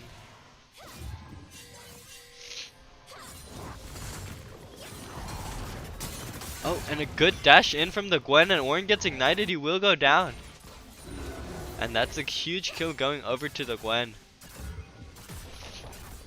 And blue team still back in this one, evening out the gold with those plates and with that kill. Another plate coming out, probably going to even out the gold completely. Yes, and it does. But they are aggressing a little hard here. The Kaisa ultimate does come out. Ezreal does get the heal, and the Senna ultimate does come out. Dawning Shadow and the Ezreal ultimate. The True Shot Barrage will land onto the Alistar, and Ratib is a little bit stuck here, but the auto attacks come out from the Ezreal and the double kill. That Fiddlestick was huge. Yep. Absolute ridiculous. And another triple kill going over. Jeez, brother, let's go. Ezreal getting huge here. Yeah, as I said, I'm a personally huge fan of this Ezreal pick. I think Ezreal is just so strong into the meta. He's got a really good build path right now into the meta. Makes him tanky and deal a lot of damage at once. As long as they don't get by this Q, they should be safe here. Yep. And a really big bounty over onto the Ezreal now. And a huge wave pressure coming in mid from the Riven. And oh, red team is a little bit risky on the dragon, but he will secure it. And even if he dies here, I think that's not bad value actually. Pulling in a lot of pressure from the blue side, 3 members being around there. Wow, Fiddlesticks, despite his 4 deaths, having 6 assists, a lot of presence in this game so far.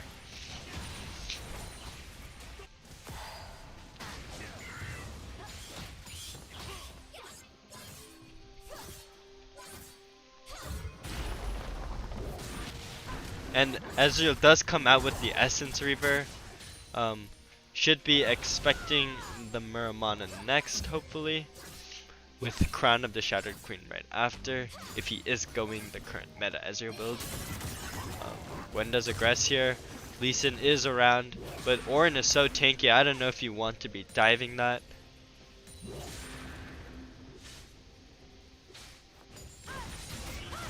And Riven will play a little bit aggressive, but Morgana does have the ult. She will get stunned, and so much damage coming out. Will he be able to survive here with the E? He will try his best to get out.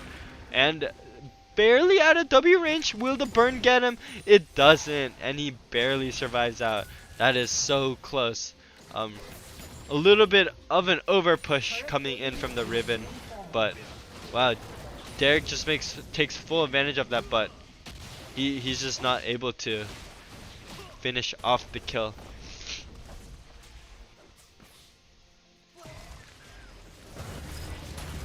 And Fiddlesticks comes in with the ultimate, but the black shield is up on the Morgana. Will get incredibly low, but she will get out safely.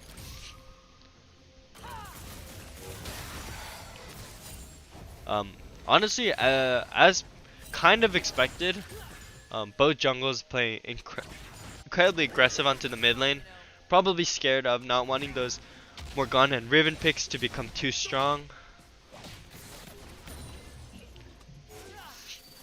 And I feel like we have ourselves a game here. All the teleports becoming from teleport to unleash teleport now, so it will go down to a 4-minute cooldown, and they will be able to teleport onto any allied structures.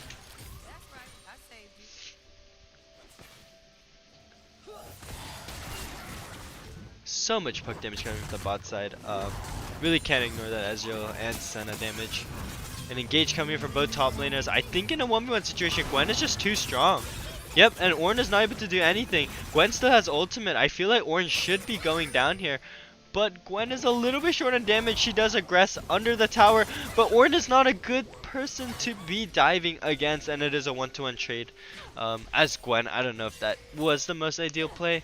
I feel like you could have just pushed into tower and get good wave control and just play off of that lead. But Fiddlesticks going in onto the Morgana. Morgana's incredibly low. They will flash onto her, but she will survive. But the autos do come out, and they do get the trade coming out first. But the blue team coming in, blue team bot lane coming in real fast. But the Senna Dawning Shadow comes out, and it will keep both of the members alive. The True Shot Barrage comes out, so much damage onto the Alistar, immediately ultimates to try and survive. And he will get out safely. Really good fight coming in from the red team here.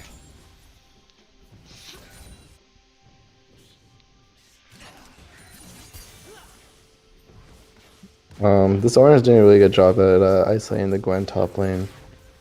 I think later on in the late game, he's gonna have a much bigger impact in terms of team fights and pushing and sieging lanes. Yeah. Another 1v1 aggression from the Gwen. Really good. Get good wave pressure here. Conquers does proc. But Fiddlesticks here, I'm not sure if the Gwen knows. Maybe a little bit too much of an aggressive push here. Could be a little bit risky. Fiddlesticks is on the flank. The knockup misses, and the Gwen is just gonna try her best to get out safely as much as possible. And mid lane turret is lost on the red side, but it shouldn't really matter. There's such a big lead onto the red side, and it will just get bigger here with this pick off onto the Gwen. So much damage coming out from the Gwen though. And Senna does get rooted. The True Shot Barrage comes out, but the Senna will go down.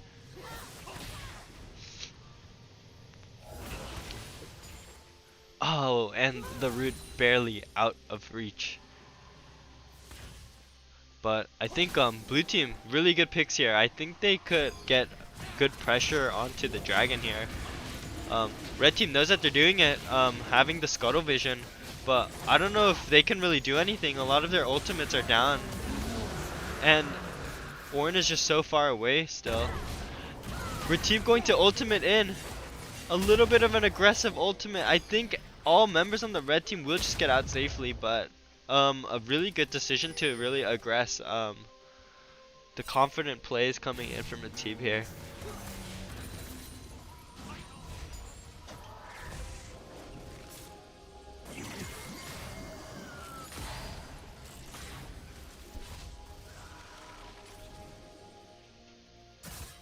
And we do see, going to focus on the itemization a little bit here. We do see a lot of core items coming in from a lot of these champions. Gale Force, Leandri's Gore Drinker, and Nash's Tooth, obviously great pickups for all of these champions. And then Ornn, obviously on the Sunfire, with the Rocket Belt on the Fiddlesticks, Gore Drinker on the Ribbon, Essence for Ezreal. A lot of good first item pickups from both teams. Nothing to really comment about here currently right now. Everyone just going for very standard builds. A really good ultimate in from the Fiddlesticks. He's going to be able to get 2. And will get out safely. A little bit of an over-aggression from the blue team and not being too aware of where the Fiddlesticks is. When you really play against a Fiddlesticks, vision is so important. You really have to know where the Fiddlesticks is. It's so scary to not know, because once he just flanks on you and is able to get that ultimate, it's so game-changing.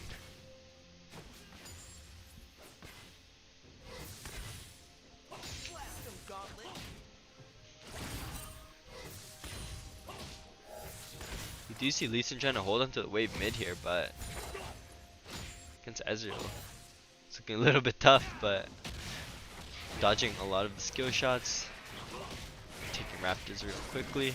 A lot of good vision control in from both sides. Blue team having really clean vision control into the top side, and red team obviously having a lot of good vision control towards the bot side. So it's gonna be hard to really deny a lot of people, but really important for both teams to play around that vision, because I think vision is such a game-changing thing. Gwen gonna go a little bit aggressive here. Fiddlesticks on the flank, the flea lands, and that's another kill going over to the Ezreal. A little bit of an over-aggression. Not sure if you want a lot of these kills coming into the Ezreal, and the essence of your upgraded will come out from the Ornn. I feel like Ezreal's just so strong into this game right now. It's gonna be really hard for the blue team to come back into this one, because Ezreal's just such a strong pick right now into the meta. But will this Morgana and Kaisa be able to close it down? They do, and they do get the kill onto the Senna. And Lisa and Alistar also going for the aggression onto the Ornn here. But Ornn may be able to just win it out here. He is a little bit stronger with the current items, but a really good timed kick is making him unable to use his ultimate. Lee Sin going in a little bit too aggressive. The passive auto from the Ornn will kill him. And Retief trying to finish it off will most likely go for the dive here. But just doesn't have ultimate to close down the gap. And Fiddlesticks is here. They have to play a little bit safe here. But Ornn is quite low. And they do get the knock up onto the Alistar, but Kaisa should have W here, and the ultimate comes out from the Alistar, just making sure that he doesn't die into the situation. Mid lane is going aggressive. Riven's going to try and get close as much as possible. He gets close. His ultimate is up. The ignite comes in, and he flashes forward to get the kill.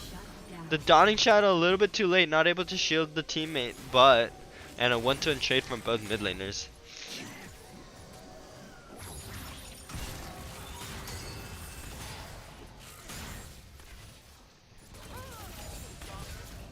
Red team just performing really well, especially onto the bot side and jungle.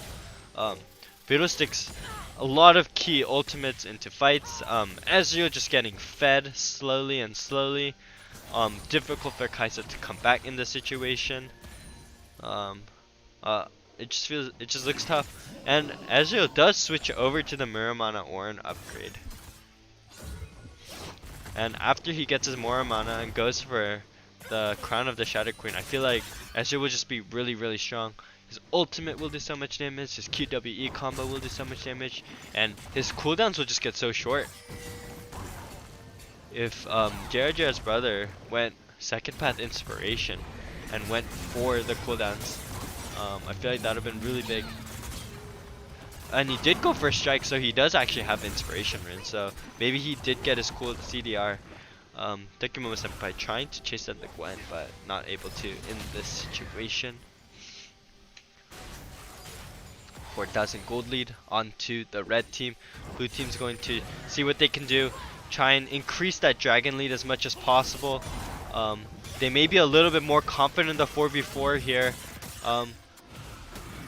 And they do land the Q. And the Kaisa will land the ability to burn, and it will get it down, but the Ornn teleport will come out through. There's no CC coming in from the Gwen, but Ornn is a little bit low here. I feel like they're going to try and go for this fight as Ornn did teleport, but unsure if they could really do much here. The True Shot Barrage comes in, so much damage, hits 3 players onto the blue side, and Retief going in onto the Kaisa, and he does so much damage, but the ultimate comes out from the Fiddlesticks, and Riven going onto the Kaisa, and Morgana will get out safely. Will Kaisa also be able to with the kite? But no, Riven just chases her down and will get the final kill. Really good dragon take by the blue team, but red team does the best that they can to deny as much value on it, get as many kills from it, and they will also take the tier 2 mid most likely here. Yep, and they do get the tier 2 mid even with Morgana showing up in the situation. That opens up so many options for the red team.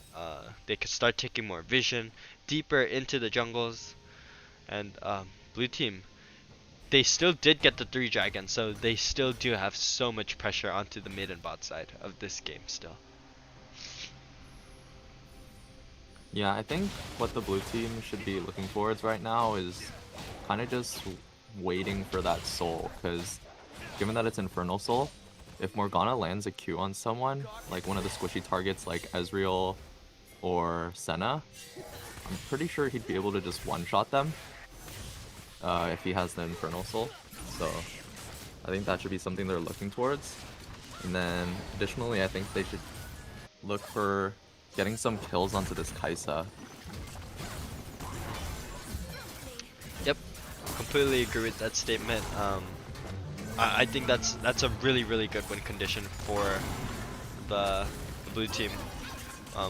Wait for your spikes with the Infernal Soul, and honestly, a Morgana with Infernal Soul sounds incredibly scary, knowing that she also is carrying the Leandries and is building into the Morella right now.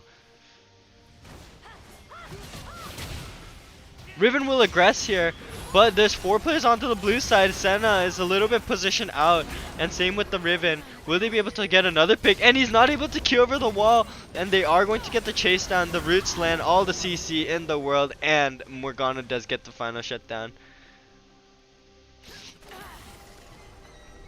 They really said, we don't have to play patiently, we go for these picks. And a little bit overstep, they see it, they have good vision of the bot side jungle, and they are able to capitalize on that.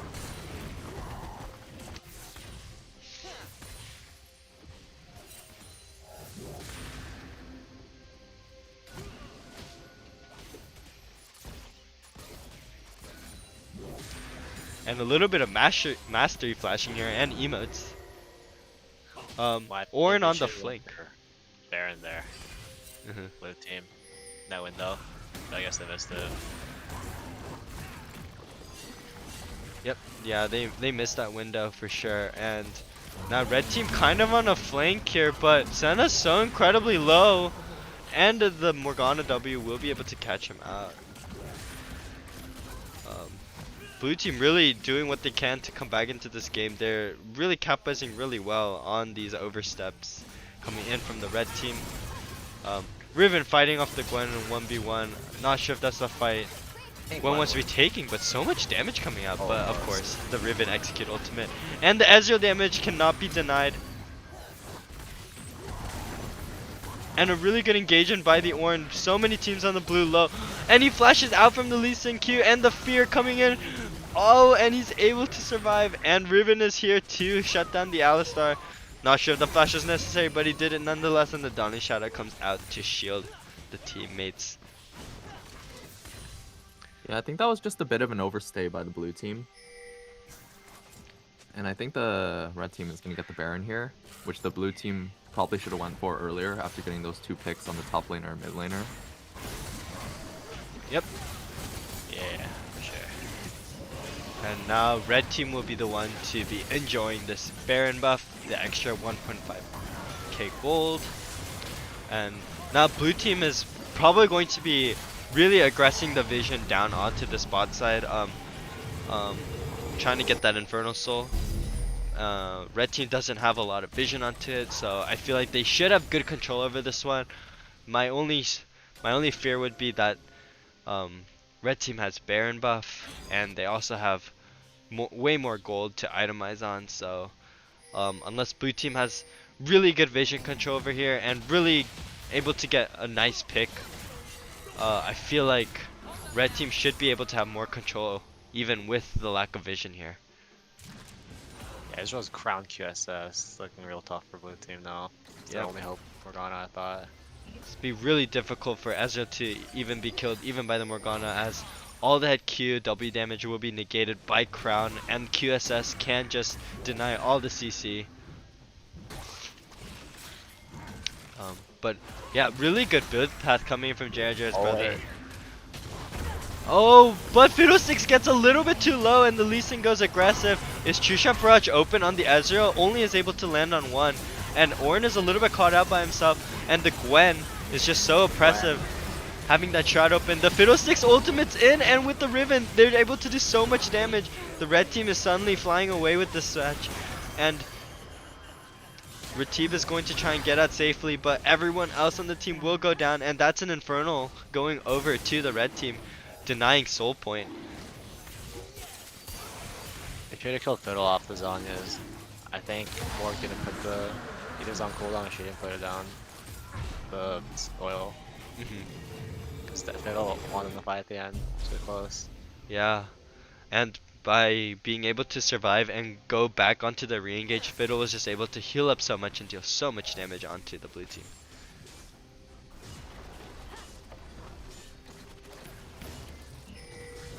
Riven with the Baron is just going to aggress a little bit, trying to take this turret, and we'll be able to get it.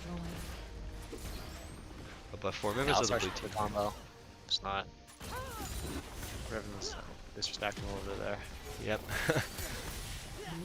just standing there with the Baron buff, letting the minions hit the tower. Ezreal might be caught out here. Oh, and he does get hit by the Kaisa W. The crown does get popped. And the Alistar is trying to run it down, but he does heal, and the teleport comes out from the Ornn to help his ADC. And the Ornn ultimate comes out. We may see Alistar going down here even with the ultimate. Dawning Shadow comes out, but not enough damage. And Morgana will be poked down a bit, but the knockup comes in onto the Lee Sin from the Ornn. And blue team is just being run all the way down into their base. With Baron buff on the red team, it does seem very difficult for the blue team to come back into this game. Actually might be able to end it here if they get a single pick. Oh, but Lee Sin does land the Q onto the Ezreal, and the Ezreal is a little bit far forward. And Lee Sin will try and insect onto the Ezreal, but does hit it on the Senna instead. And the Ezreal doesn't go down yet. Will Lee Sin be able to get the pick onto the Ezreal? The Q doesn't land.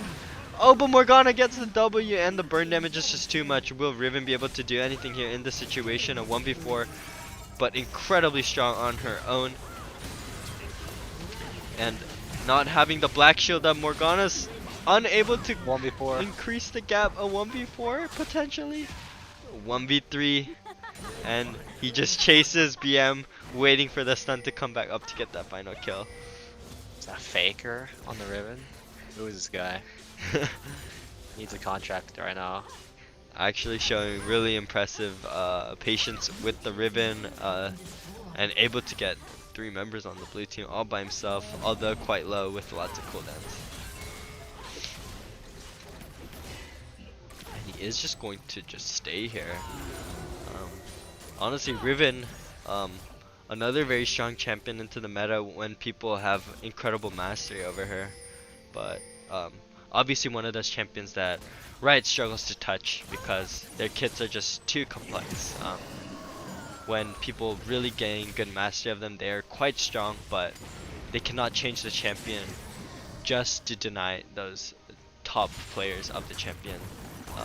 There are many champions like that are the top players are really good at them, and then people who are not as used to them think they're very incredibly weak because it's so hard to maximize the damage output on these champions.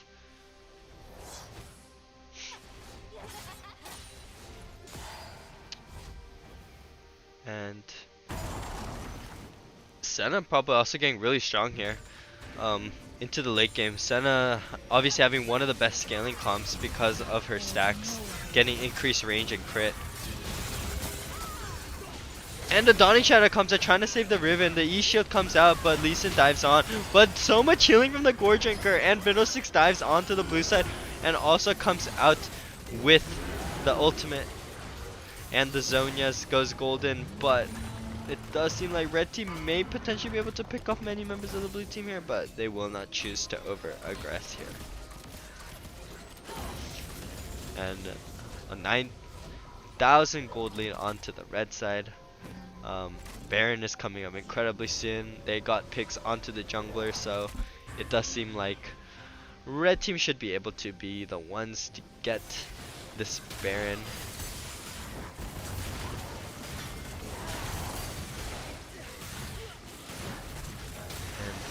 Will most likely uncontested with the blue side. Maybe they wait 10 seconds for their Fiddlesticks to be up, but nope, they just get right onto it. Alistar trying to CC the Riven as much as possible, will hop over the plant. 3 players on the blue side nearby, and Infernal is coming up, so blue team is just really going to be able to, they're just really going to have to try and play around this, get that soul point, deny red team of getting another Infernal Dragon buff. But teleport's coming in from the red team. It does seem quite scary for the blue team. And the steal comes in. The Infernal Soul taken by the blue team. An absolutely insane steal coming in from Captain Meat Meat. And we could potentially see the game shift in back to the blue team's favor. Although the goal difference is so huge, Infernal Soul is nothing to scoff at, especially with the Morgana. Red team is aggressing here, probably most likely trying to finish the game, but so much damage coming out to the Ornn now with that Inferno Soul. Fiddlesticks engages, but will get CC'd out. And Ratib going into the backline, dealing so much damage on the Kaisa, but Ezreal does even more damage. And Gwen in her Shroud, Ezreal unable to do damage. And will go golden, but Riven most likely will be able to get the final kill. Oh, in that case, nope, because her stun was on cooldown, and that will not happen. But with the Baron minions, just red team can just push in quite a bit here. But Captain Mimi is back up, and absolutely insane highlight play from Captain Mimi. That really just changed the tide of the game. It seems like blue team seems to be more aggressive onto their fights, and they are able to deal just so much more damage, and they are getting the shutdown on the Riven as well. Blue team may be back into this game, and we may be taken to a game 3 here.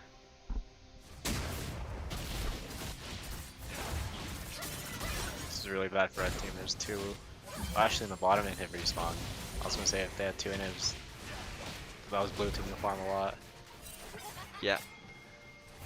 I think we're getting towards that stage in the game where the gold lead is becoming less and less important. These people are starting to hit Full build. Full build and stuff. Blue I team agree built with up. that. They're Oh, throwing so it, much though. damage onto Lee Sin They're though. I overstepping think way Ezreal too will much. just get the kill onto the Lee Sin. Oh no, blue team. And the blue team is a little bit over aggressing with that Inferno Soul, but the Gwen damage is nothing to Kaisa. scoff at.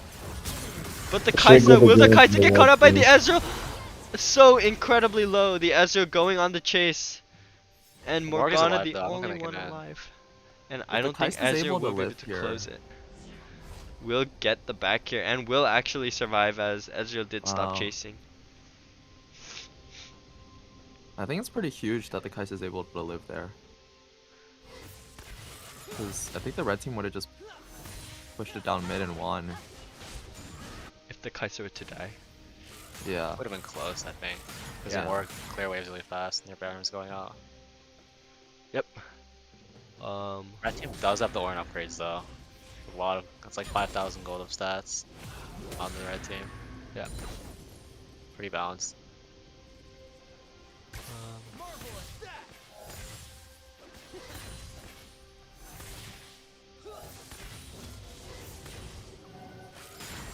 JRJ's brother just really farming down here, but honestly, Second. what for? It doesn't seem like the gold is super necessary as he's already hit his full build. Same with Riven.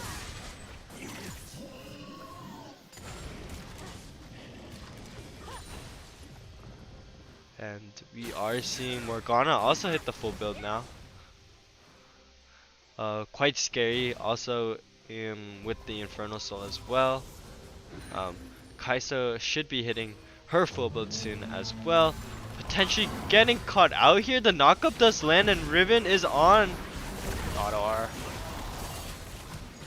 Oh, but he's able to get out safely, and Lee Sin maybe trying to get the kick as much as possible. Red team is a little over aggressed. They're waiting for their Senna to come in. Donnie Shadow could come out, but the shutdown onto the Kaisa is huge. And JRJ's brother just going in aggressive with the Riven. So much damage coming out. The Gwen is stuck, but if she has Shroud and ultimate, maybe something can be changed. But no, and the Ornn is aggressing. It's a 2v5 situation. It does seem like as long as waves are coming in for the red team, they can probably just end the game here. What Lee Sin should do is try to cut off bot wave. Go around, cut it off. I don't think he can though. That's impossible. Yep. Red team getting complete control over mid and bot wave. And the waves are coming in. Ornn is a little over aggressive here, especially considering Morgana and Lee Sin. He does survive because they're not focusing onto the Ornn. And the Fiddlesticks ultimate does come out. Morgana going down. And the Ezreal ultimate, that is an ace. And that should be GG here. Volley's coming out though. And Gwen, I don't think it's over yet.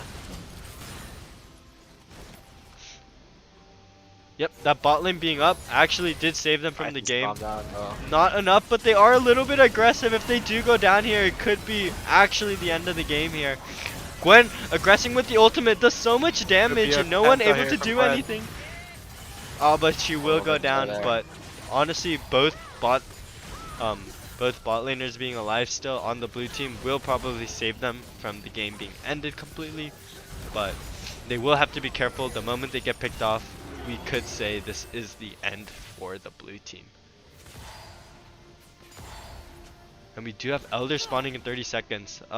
Probably one of the biggest, most game-breaking mechanics in the game, where players just die at 20% health instantly.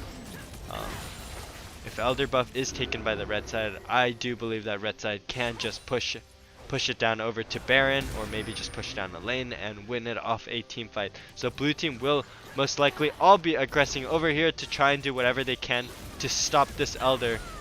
But do they know that this Riven's down here on the flank potentially? Senna the only one hitting it. They all do just jump over. They do try to go for the aggressive early take. And Fiddlesticks is far. If blue team takes this Elder buff, I feel like the game could be shifted. They do take it. It's a little bit scary for the red team. Kaisa going in for the aggressive push. So low, the Elder will pop onto the Senna. It's just so strong. Elder is actually one of the most game-breaking mechanics in the game. Riven also going down to a Gwen 1v1. I just really think that Elder take was super good by the blue team. Really putting them back into this game, even despite their base being in complete shambles. Red team over-aggressing here a little bit in my opinion, considering that the Elder buff will make it most likely difficult for them to be able to win any of these fights, as they will go down at 20% HP. Wow, another 40-minute game we got here after that first one, and oh, getting caught out by the Morgana with Infernal and Elder. That is quite scary. Imagine getting hit by that Q.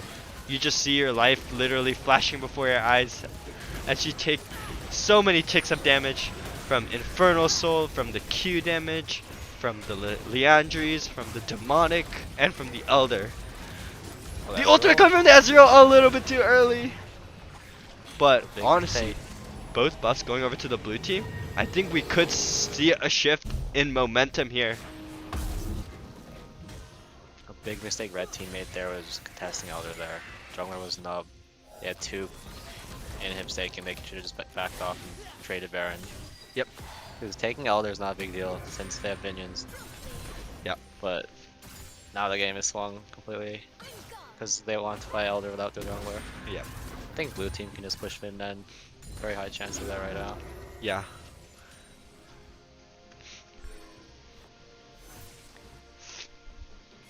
Blue team, really good aggressive last cone in, knowing that Fiddles was far, basing.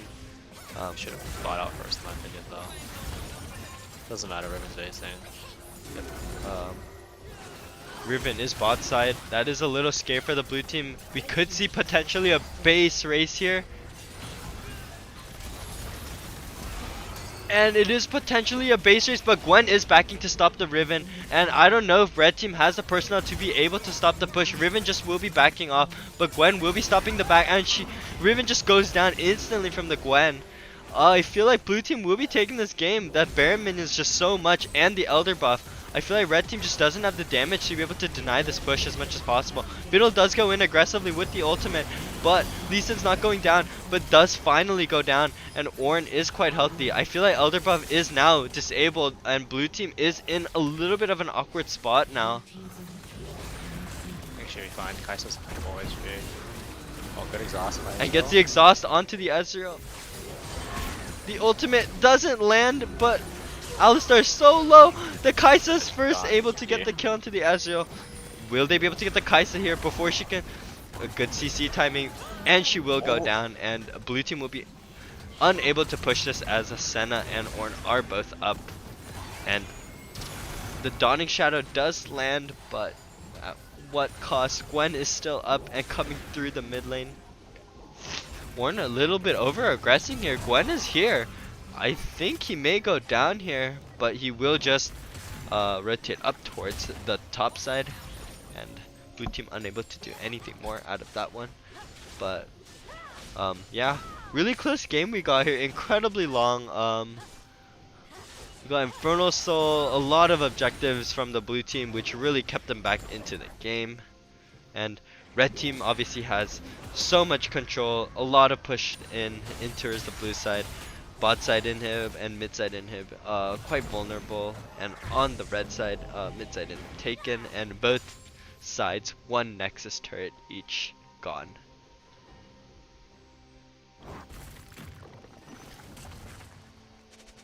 Red team shouldn't feel too bad, even though they've been throwing a lot. They still have a decent late game comp. Just need to. It's still anyone's game. Next fight, permanent.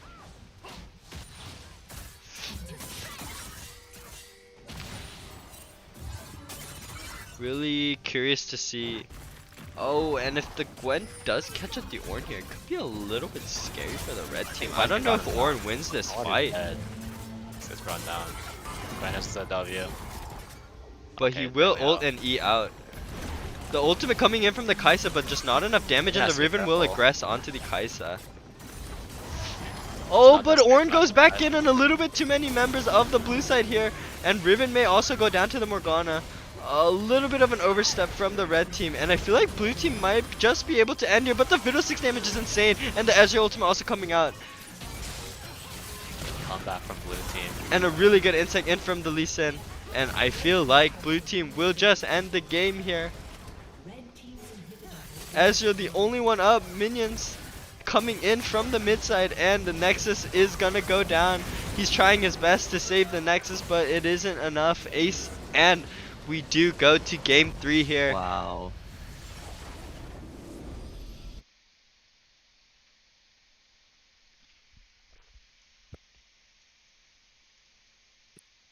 Wow, I was so invested in that game. I couldn't even speak.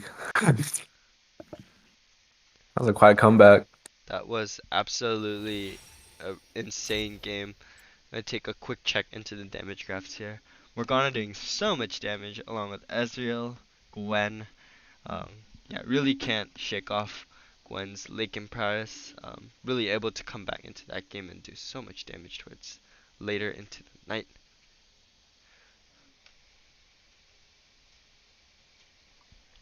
What an exciting game. Yeah. Two 40+ minute games here today, and we are taken to game 3. What a way to finish the league tournament. Really strong showing from both teams. Really giving viewers what they want. A lot of fighting, a lot of action, a lot of highlight plays. Honestly, I feel like even with all this damage, really have to give it up to Captain Meet Me for that Dragon Steel. Really game changing to take that Infernal Soul and then get an aggressive push with this team over to the Elder and take that fight, get a lot of kills, and also take the Elder. So really good performance coming in from both teams here, and I think we will be getting prepared for the next game quite soon. And wow, really difficult to see games that long these days in the meta, but absolutely amazing just from both teams. Just I don't even know what to say. That game just made me speechless. So I guess we're gonna open up to the question segment, and I guess I'll start it off today. But we will go back to someone that we did ask a question to after the first game, but Captain Meet Matthias. What's up? That absolutely insane infernal steal to get the soul point. Really, what was going through your head while you were like trying to go in for that steal, and were you really like calculating the damage? Were you really thinking about the numbers? And yeah.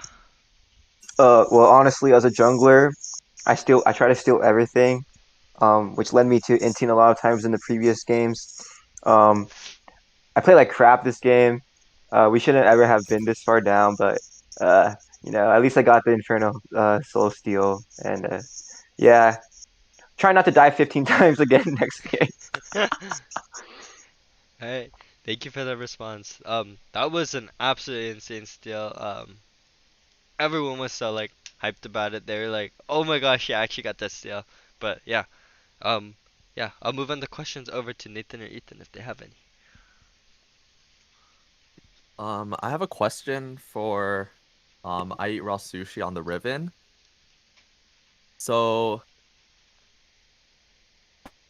despite the close loss, we actually saw a great performance from you on the Riven. And I was just wondering if that's either a pocket pick, a comfort pick for you, given that we haven't seen it in this tournament yet. Yeah, so like I mean, ever since I play League, I've been sort of riveting mid, but obviously I haven't played in like years. But I just kind of it was kind of like a comfort pick. I was pretty comfortable picking Riven into like AP range champions, and yeah.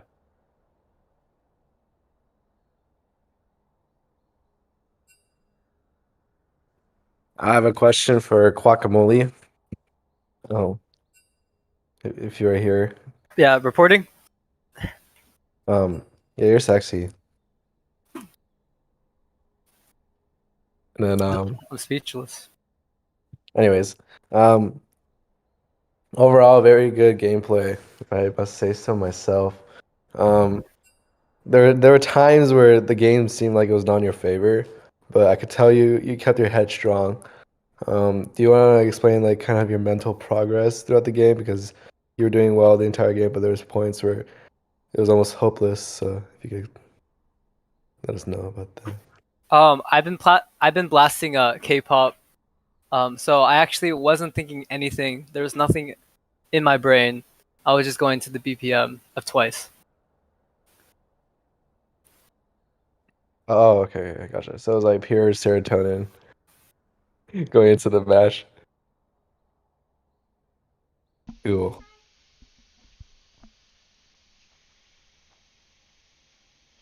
Yep. I guess that means we will be going on to a game 3 segment here. Wow, 240 plus games. Really excited to see what both teams will be showing onto this third game as well.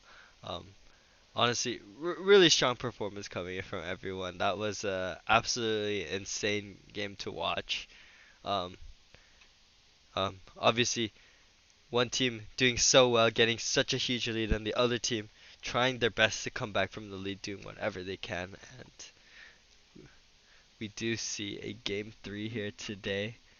Um, just such a great performance. Can I say something? Okay, I'll take that as a yes. Justin, in these past two games, I've absolutely demolished you in both the deaths category and the damage taken. So I hope you step it up this game. Wait, true. My bad. I'll definitely look to take more fights and yeah, you're going down. That's all I'm saying. Like, shouldn't you be going down if you want Oh it? wait. Oh. Uh, I'm going down.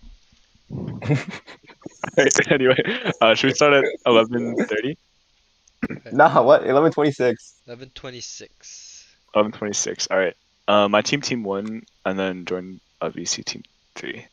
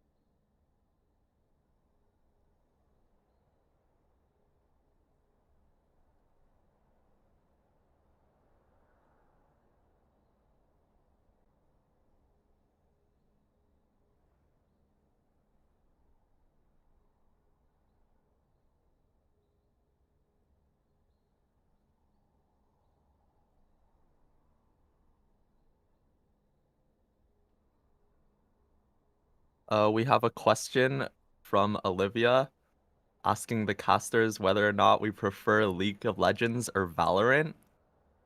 I'll answer this first. Personally, I enjoy recently I've enjoyed Valorant a lot more. Just I think because I enjoy first-person shooters because I'm better at them. Yeah. Um, when the question comes back to me, I think it really depends whether I'm more in the mood for a really fast-paced game like Valorant that is really like much more exciting and a lot more like even if you play bad in the beginning you could come back from, and then League is more like you have to plan a lot um, and play like that. If I could only play one for the rest of my life, between League or Valorant, um, that's that's that's pretty tough. Honestly, I would have gone with the one I spent more money on, but like I didn't spend that much money on like either of the things.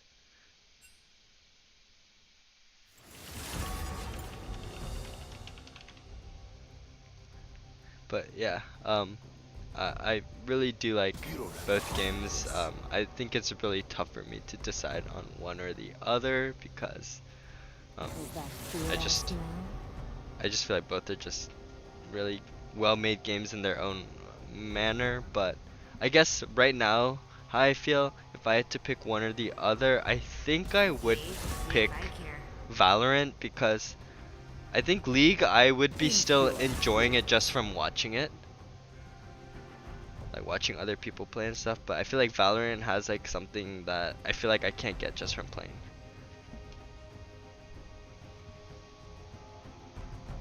I'd have to agree with DK there. And we do see Simon and probably Austin being quite annoyed about these Katarina and Vayne bans.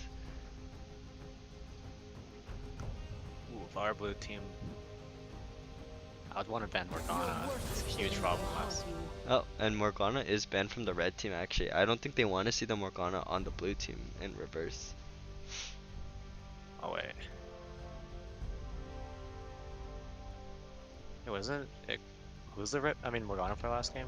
Oh, for last game it was on the red team, but the blue but team yeah, also did play Guacamole. Morgana in game 1. Oh, I see.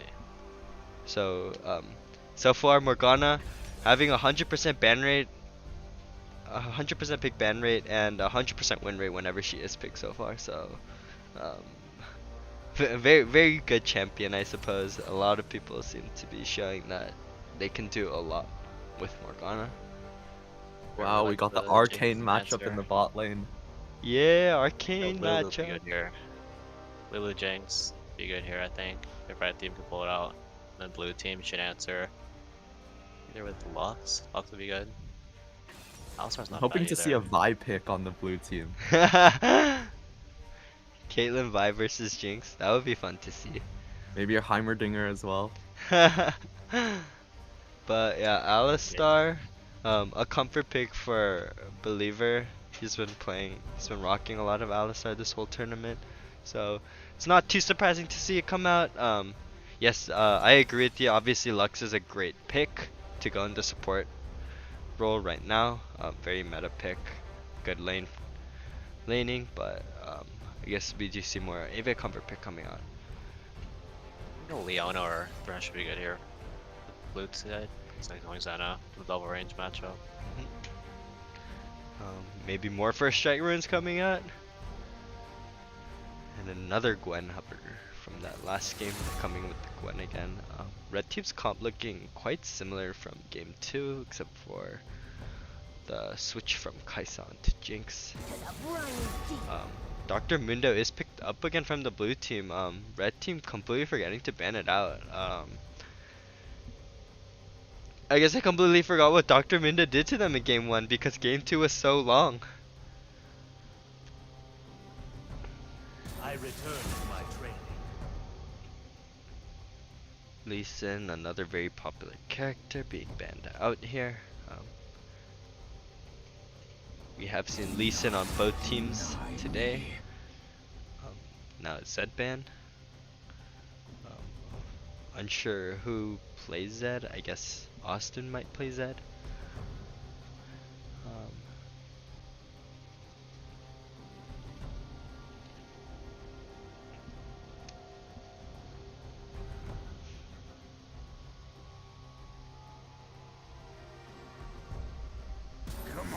And an Olaf ban.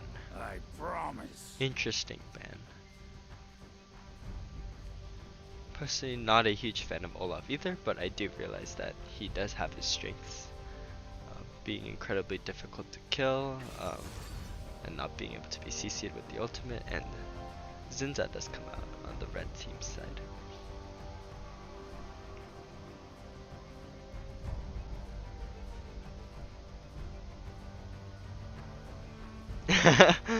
Yes, as Derek has said in the chat, I'm not a huge fan of the Zinzao pick, but I feel like in this situation it's not too bad. The ultimate will make him immune to a lot of the skill shots that will be thrown in by the blue team. And he could get a good engage onto squishies once he gets close enough, and his ganks will be probably quite strong onto this Caitlyn Senna bot lane, so I think it's not too bad.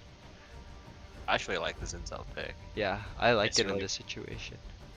Zinza's a really strong jungler right now, and like you said, the ult's really good against their comp.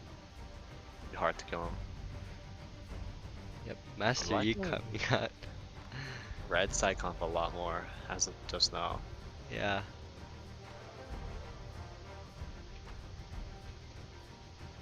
But blue side they did like show the what red they side can too. do with their comp in game 1. Oh, and the Victor does come out. Probably like a tier 1 jungler right now. I mean mid laner right now. Very hard to deny. Just does so much damage. Our team legit has like an LCS comp. Yeah. This is a very much possible like for a team comp. Maybe the Alice. Actually, Alistar still picks sometimes. Yeah. This could definitely be a pro team comp. I mean, from the red side. But blue team did show that they have very good handle with these champions in game 1. They had the exact same Caitlyn, Lux, Mundo picks. We do have the switch obviously over to Senna now, and also Master Yi instead of their two other picks, which were Morgana and I believe Lee Sin. And here we have our spectator delay. Yep. Think this is also another matchup of more important to be comfortable with the champion that you're playing, or whether it is more valuable to be picking the most meta champions, because red team has a incredibly patch 12.1 oriented team comp. While blue teams isn't too far behind, but they have shown that they know how to play these champions and that this team comp has worked in game 1. They're going to try and rock it again. Caitlyn, Lux, obviously not bad picks either into the patch, so really curious to see what both teams can do in this one. Will we see another 40 plus minute game? Will we see a stop? Just very, very curious to see what will happen here compared to the other two games that happened so far.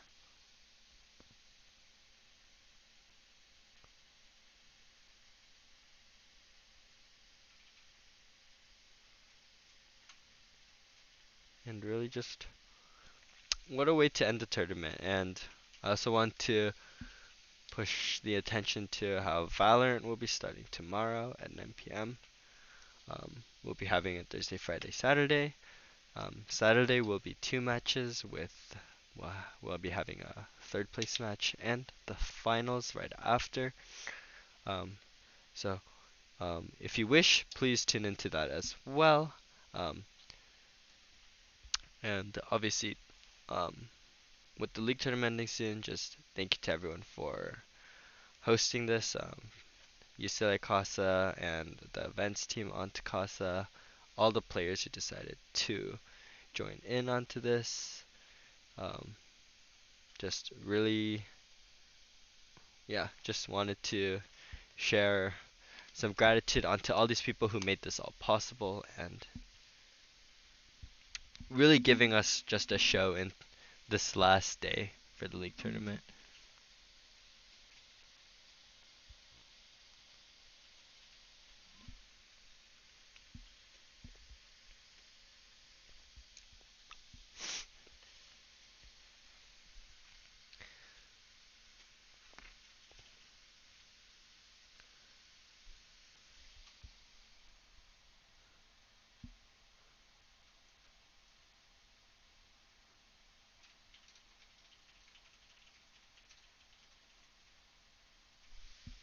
I think the way the game's gonna play out for blue side, I think he should start top side so his bot lane can get push level 1 and then path bot. Then he can get a guaranteed bot side clear and grab. I think Luck should win early as well, so it's gonna be really good for you. What red team needs to do is just scale and let their Gwen, Victor scale, and then it's probably, if they can just scale properly, I think they'll just win straight up. Mhm. So what red team jungle wants to do is he doesn't want to. He should start bot side and then try to avoid the path top. So we should see. I think we should see the jungler starting on opposite sides if they understand their matchups and lanes. We'll see what happens. We do see Zinza going top side and Yi going bot side. Okay, it's the opposite. It's the clear opposite, but Zinza will be back. We'll see what happens. Probably just dropping. Maybe they just want wards, yeah. I think blue team is confident in their level 1. They will aggress, but will get spotted up by that ward. Doesn't have sweepers to clear it out.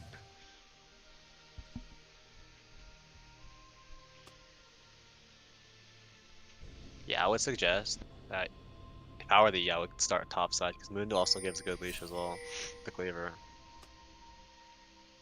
If I start top as Yi, Senna and Caitlyn can set up a lot better and get guaranteed a winning lane.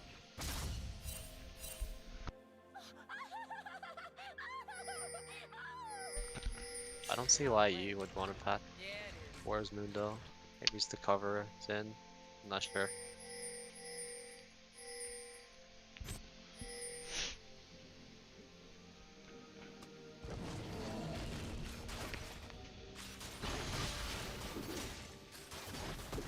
I like the Knights mid lane. It might not be a bad idea after TP got nerfed. Yep. The new TP to unleash teleport changes. Very interesting to see.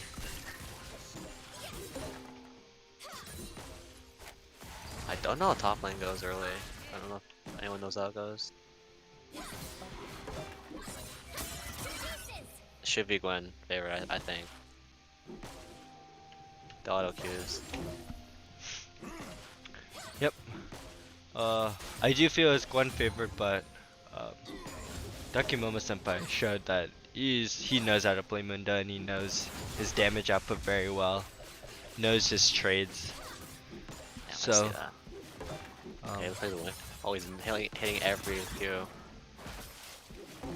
And another one, just winning at the trade so hard. I definitely think Gwen misplayed lane a little bit as well. Walking up and getting hit by so many cleavers. She'd always be in the wave, looking to queue like that. Yep. Gwen probably just looking to scale here. Become a late game monster as she did last game. Oh, it's the solo kill, I think. Oh, and Ignite. Oh, and Zinza's here. It should be a dead Mundo. Unless he flashes. Yep, and he flashes out to safety. That was Oh, but he goes back in. But double buffs Yeah, on the bastard. Zinza. A little bit scary, but Yi is here. If Yi does snowball, it could be quite scary. Dead. Oh, but he dives onto the Mundo. And he does get one kill, and he's channeling with the W. Should be fine. Unsure how this fight will play out. And of course Gwen gets it. But Mundo obviously will just teleport back into lane.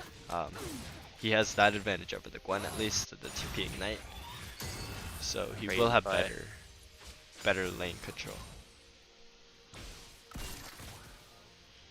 As expected, Caitlyn and Senna have an advantage. Yep, with the push and wave they will just back. Probably not going to lose too much from that. Meanwhile, Jinx Alistar gonna play it slow, obviously freeze. Try and get them to lose as much as possible. I think red team on their bot lane should try to set up a slow push to get a crash in, because right now Caitlyn and Senna just came back with items and they need to reset. Slow push is how to, like a tip people want to reset like this, you slow push the wave and try to crash it. Like that's what they're doing, it's good. Yep. Very good by Retief and Alistar. I think they know what they're doing here. Here they should hit the wave now. Just ignore Senna, okay. They need to get the wave in. Rocket, yeah, very good. Okay, mid solo? That's crazy.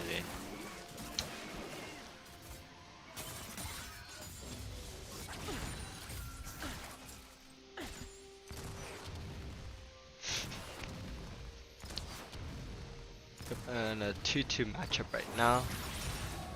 Your bot lane blue team bot lane should play a lot more aggressive since they have an item advantage. They should not let them crash. But they're playing very safe. Not sure why. Oh, I think it's because of that.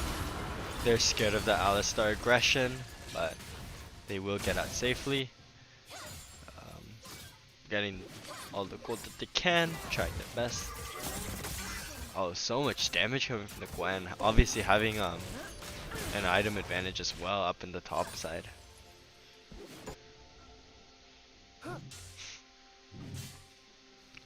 And I think Master Yi going for the lethality build right now. Oh, and we do see a disconnected Senna. Game is not paused though.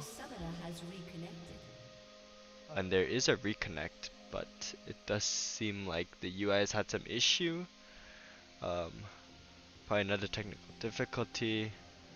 Just waiting on this to reload. But probably should work out fine. Yep. And Senna has reconnected and the game is back on. Didn't you look to dive here? I think he is.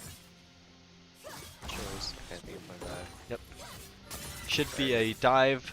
That's a great dive. Waves also crashing in. This is a good dive. Mundo's gonna ult, but the ignite comes out and denies all the healing. That was early by Gwen. She misplayed there. If she waited a second longer, she didn't have to flash. But overall, it's a good dive. Yep. Probably wanted the Xin Zhao more to tank it. The Lux just going for the aggressive play onto the Xin Zhao. We'll kite him out. We'll see. But no kills going on for anyone. Victor's a little bit overstepping here. We'll use the W. He's dead. Gets the flash. And Lux, if can reach with the range of the abilities, but will not play that aggressively. Very surprised that Retief is getting this advantage bot lane against Senna carry. With that matchup, I would have to agree completely. Blue team, they misplayed on the when they're trying to crash, because they came back with an item advantage and they didn't play aggressive, which they should have. That's the reason why they're fine. Yep. If you have an item advantage, you should never let the opponents do what they want. Yep, you should always be the one in control, especially since they were the ones to get that first back. Both buffs are coming up for both junglers. Gwen's taking a lot of damage, especially with that Bombi Cinder, but gets a lot of trade damage, obviously. Luxury fine. The ultimate, oh, but Xin Zhao is able to finish her off before the ultimate goes off. We're looking for a dive here, I think. But Auto we'll just Q. choose to hit the tower and back off, but the turret, a little bit dangerous. Gwen is probably going to try and look to re-aggress here, but Master Yi is on the flank and the ultimate comes out from the Dr. Mundo. And I think Gwen may go down here. Gonna try to get the kill to the Dr. Mundo. Oh, will he go down to the second turret shot? But he will not. Yeah, that was a little sloppy, but it worked out, which is all that matters. True. And red side going for the dragon here. Obviously, their bot side having a lot more pressure into the lane matchup and making it difficult for blue team to just do anything here. Oh, that ultimate! There was 7 HP on the dragon at one point. King's has clear. Alistar might have to here. Oh, that is quite unfortunate. The Alistar just a little bit low. Xin Zhao is going to aggress onto the Caitlyn, but I think Yi might get the kill here onto the Jinx. Will get one. Will he be able to get another onto the Xin Zhao? He's gonna get 2. And we do see a snowballing Yi. That is quite scary. Yeah, that's just overstaying from my red team. Take the objective route. No need to force there. It was a really good play by them to do the dragon, but really bad to overstay. I like the Gwen answer though. The blue buff steal. Very smart. Will she be able to secure it though? No, Mundo takes it. That's a disaster. But the ignite comes out from the Gwen. If she can get the kill, she can take the blue buff back. Get him. Should be dead. One more EQ. Oh, the healing. And the healing, sir, keeps him alive. It's And a Lux is tragedy. here with the ultimate. Final spark. Can it come out? That's a tilter. Gwen tilter. And Lux doesn't even use the ultimate. Will he be able to get out from the Xin Zhao? Yes. He did too, I think. And the Xin Zhao should also go down. Final spark gonna come out. Nope. Lux is gonna keep the ultimate and still get the double kill. Red team is a little bit of a collapse there. That was a little bit unfortunate. Yeah. Really good read by Mundo to know that Gwen's going for that. Big brain. Yep. And then steals the blue buff. Barely survives under tower. If you're red team, you shouldn't panic though. You know that you have better late game. With the Jinx Victor. And Gwen beats Mundo on side. Yep. Gotta chill. Although with Jinx, Yi can be a little bit scary, but I feel like Victor will be a key factor in like keeping her alive. Yeah, the Alistar and Victor make it hard for you to play. And they exhaust. Victor and Crown. I don't really like the Crown play on Victor. I think he needs to carry the game. He probably needs to be more of an aggressive damage dealer mid laner. But nonetheless, Crown is not like a horrible item. I guess it was for the Yi, most likely I'm thinking here. Or maybe the Caitlyn poke. I think Crown's a bit of a bait item right now. Everyone's buying it, especially like... Yeah, legit everyone's buying it. It's only good against assassins, I think. Because if you're a mage, you need damage. And you do no damage with that item. I think that's my opinion. I don't know if other people agree. That's what I felt. No, it's valid to have your own opinions. I don't think Crown is as good as people make it out to be either. But I still think it is a really strong item that you could take in a lot of diverse situations, like not only with assassins. But like against like very poke heavy comps, it's also very good. That 40-second cooldown, denying the poke damage, I feel like is very strong as well. I feel like against poke, it's not very good because poke comps have a lot of range. You can proc the passive really easily, and it's gonna be useless.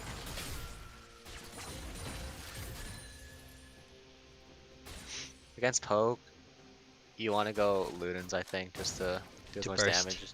Yeah, you need to burst them. Usually they're squishy, like. Yeah.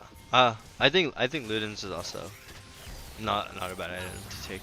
But, like, if anything, I feel like Leandris is like pretty weak. Yeah. No, Anger's only good against like low range frontliners, and they're not very strong right now. On Star and Champs, it's good though. Like Malzahar and shit like that. Yeah. Oh, really good position by Alistar. Really Into good. the alcove, and Yeah, the but Zinzao flash is was here like with the this. heal, probably going to be able to close the gap, and the Senna will go down. Will he be able to get They the keep dive going, I also think. onto the Caitlyn? Oh, They will I really not. want to see Alistar roll for one more there. I think they could have got both. They did realize the Yi and the Lux were roaming down. Top side, a lot of damage coming out onto the Mundo. Oh, and the flash comes in from both sides, but Mundo does get out safely. And this Herald will crash into the bot tower. 2 turret blitz going into the red team side. Victor damage. Wow, the Vi damage. Whoa. Whoa, the Jinx ultimate W.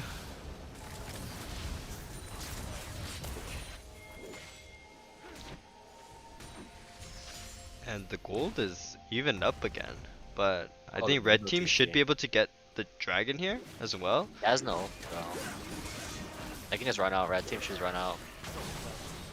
Oh, and he's gonna aggress here, but the knockup from the Xin, the Alistar, and the Xin does ult to push him back, but they will get most likely 2 kills here at least onto Alistar Xin. Yep. I think should just run out. They could have killed you, I think, as well. Alistar could have queued and knocked them into the team. Yeah, I think if they all in on the Yi, I also think he was in a little bit of a bad spot. I can tell their communication was split on that. Some people are hitting E and some people are walking out. Red team has pulled it back though, or pretty much even. Yep. But blue team will get that dragon, increasing up the lead a little bit more. And wow, Lux Yi both incredibly strong right now.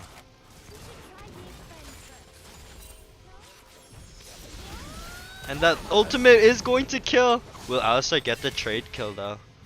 The stun coming out, and he will not be able to. Dawning Shadow comes out the shield. I don't think he goes there at all. The Gilvert's heal, but he's still in the ultimate. But Chaos Storm won't finish it off. Yeah, with Luden's Echo there, that would have been a kill. Yeah.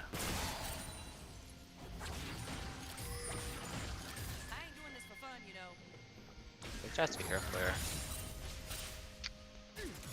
Bot is a little bit aggressive considering they don't have any vision onto their bot side jungle. And bot, red side has been having a lot of bot pressure. So, in terms of these rotations, I think blue, Caitlyn and Senna should have gone top lane because this matchup is getting pretty rough for Mundo. Never in a way top lane, ever. And also Victor can just turn away from there. They've gone top. Yeah, the Mundo scaling is definitely not keeping up with the Gwen. If Gwen over aggresses a little here though, there is a Yi right in that bush. They did go for the bait, but Gwen's able to get the kill. It's just too much damage. It's a 2v1 by Potato. Yeah, the Mundo cannot play against Gwen. It's not. It's also taking a lot of armor, so Gwen's just doing so Rock much coming damage. on top? Almost. Kill first. Maybe if Lux can get a Q ult into the mid side. Oh, but the E does come out. Final Spark is up, and oh, catches the back timing perfectly, and it just aims it blind, and will be able to get that. Like this is the Lux mid kick try to carry game for the blue side. Yep. He is 1v9 in the game so far. This Lux performance, insane.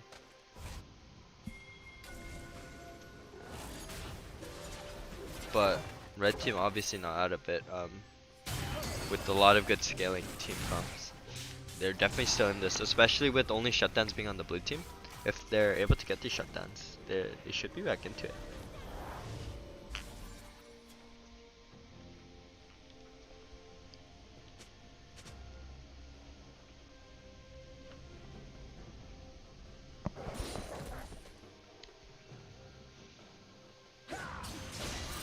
I like the Ludens by Lux. I really like that.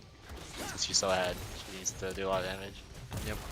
A lot of burst damage probably gonna come out onto Victor and Jinx especially. And maybe even Gwen, when she can land it when Gwen's on the trad. And aggressive choice by the Alistar, but Mundo will just get out safely. Oh, and the QE ult should land. Oh, but Gale Force. Unsure if the ult was on cooldown, but that took a while for that ult to come out. Good flash by Lux. Good fingers. Oh, but you will get hit by the W a little bit in a risky situation, but yeah, Caitlyn, Yi, and Senna here to make sure that she stays alive. I Senna don't like the catching. Victor being bought here. Because, oh, they have Herald, so it doesn't matter. But as like a tip, mid laner shouldn't move from mid unless their towers drop, because that mid tower is so important. It's one of the most important things to hold in mid game. And usually the mid laners can, it's usually like a Lux, Victor, Syndra, like who can hold towers. With the wave clear, right? Yeah, it's and mid laners usually want to be stuck mid. You will get one kill though, and Lux again, once again, and just Yi is so strong right now. Oh my gosh, another triple kill going over to the Yi. Wow. Very unnecessary fight there. I think red team forced a little too hard. And Victor's a little overstepped, might go down as well. Yi No going need to for that. land the... Yep, Maybe, and the ace going over. Ignite ticking, not enough. Yeah, but Mid jungle really stepping up for blue. that tier 1 mid tower, it's so important because it just opens up the map so much for your team. Facts.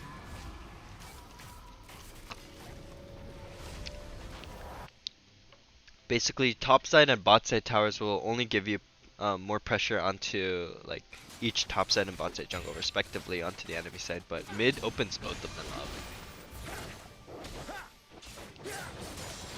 Yeah. So that's why mid is considered such a viable role, because it just spreads out into like, and can like snowball into like every other lane, like how the mid laner is playing. Yeah, 100% agree with that.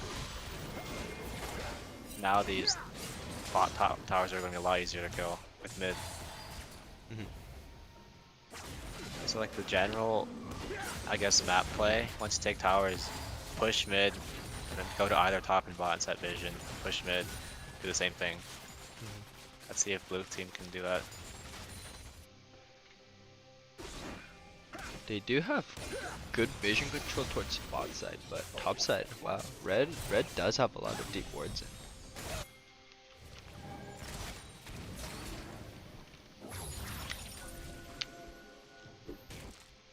A lot of aggressive movement and warding in from the Alistar.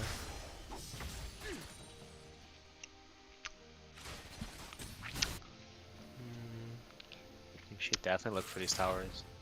Top and bot, they're like 1 HP, I think.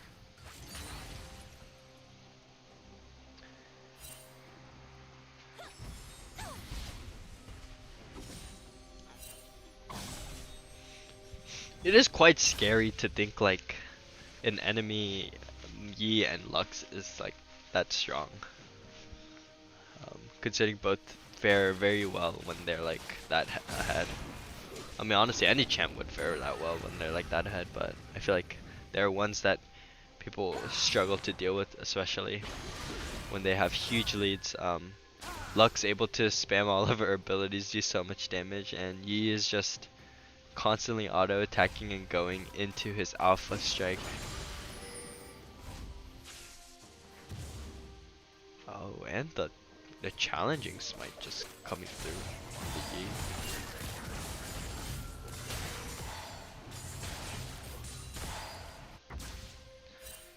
Mundo can take top here, it looks like. Ooh, Gwen is coming to defend it though. Oh yeah. So you can't walk off the Gwen. I really like the Gwen pick by this guy. Yeah. I don't know when he picked it, but like Mundo can never do anything.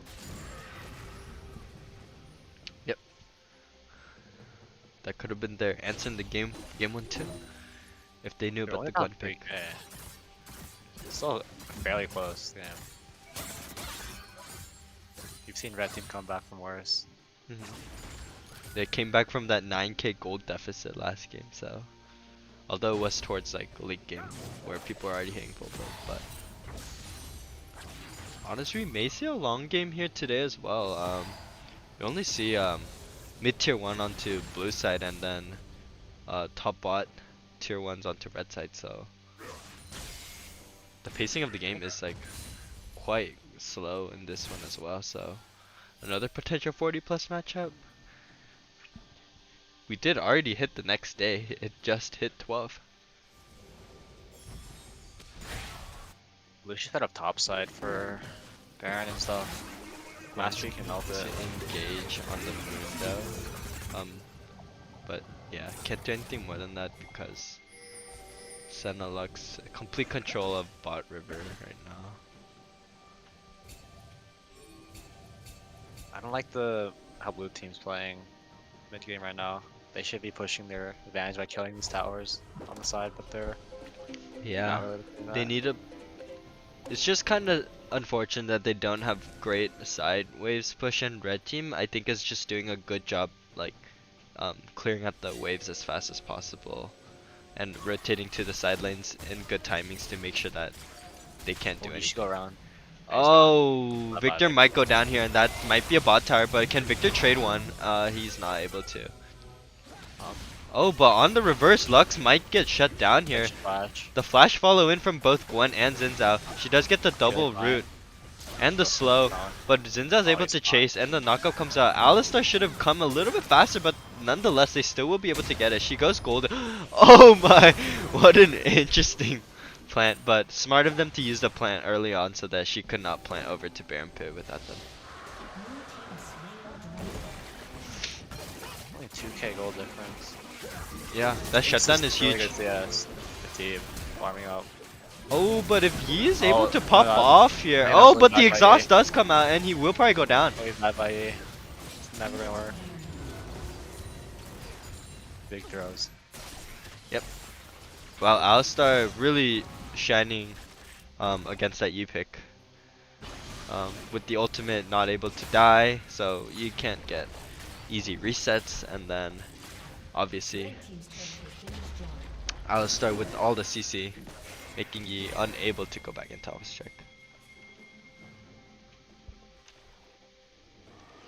Towers did drop for red side finally though. It's good. On the map's very open. They should use an open map side of Baron. Because it's going to be a lot harder for red team to ever walk in if the map's really open. Because then blue team get a lot of like deep wards. Mastery a one-shot Baron as well with the items he has. Blue team should set up Baron if I were them. Not gonna lie, I was hoping to see maybe a lethality evo, even though it would not have been ideal here.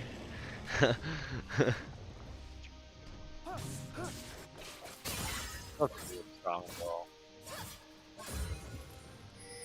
One-shot people. They should also really abuse the fact that there's no TPs on the right side. Yep. Right Yeah, they side have there. 0 TPs.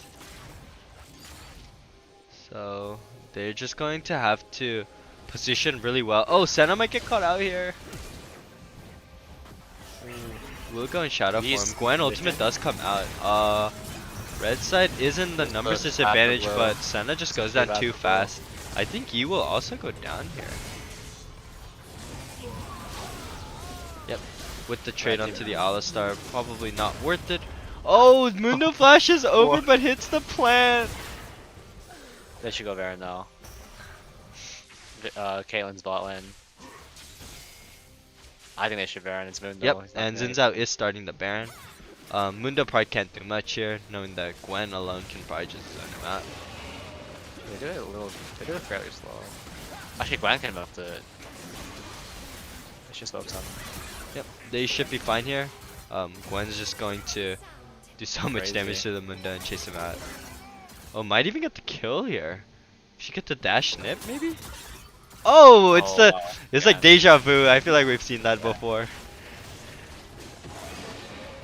really good for red team just not tilting and playing the game out. They were never too behind. And they're probably going to hit their spikes and hitting Baron and Jinx and Zinza starting to get some, and Gwen also starting to get some kills. They're probably going to be hitting their spikes in, and it just looks kind of tough on the blue side because their gold is so not well distributed among everyone.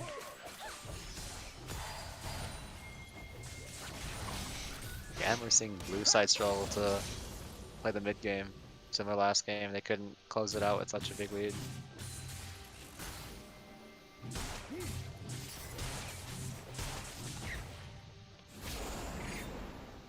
Early games been really good the past 2 games.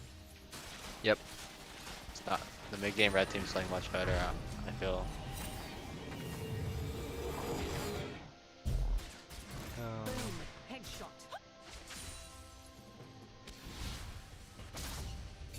Yep, and since all of these games have been going pretty long, that it usually went to the team that's been able to stay more coordinated towards the end of the game, regardless of how well their early game performance may have been. Our team is huge right now. 3 items at 30. Yep, Caitlyn a little bit behind, only with the pickaxe after Our the blue team. Doms and Gale Force. Yi might die would- here. Yeah. Since I'm aggressing and the Jinx ultimate comes out, but he does live. But Yi being that low is kind of a problem for the blue team. Oh, he almost died. Our team almost walked in walk too. If you're blue side here, you just give this dragon up and go top. That's the play. Because you cannot fight into this red team right now. If you do, you're gonna wipe. Blue team should not look to fight here. You're gonna wipe. Gwen is probably just going to kill him off. Disaster for blue team. There's no chance. They should just. In a situation like this, you just go top and say screw dragon. You already have 3 dragons. You don't need to fight it. Yep, probably just push in tier 2. The Yeah. top side.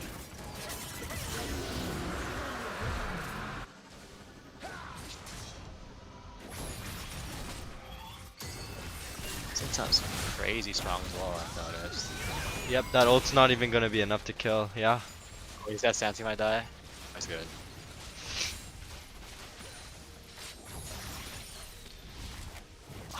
Notice that the Lux is also being very useless. Yep, red team's Oh. coming back to take the lead. Oh, Alice, this is a good dive angle. Alice actually took the dive. Alice going to dive. Oh, they're low in mana and health. I'm not sure why Alistair's not walking up there, but that's a free dive.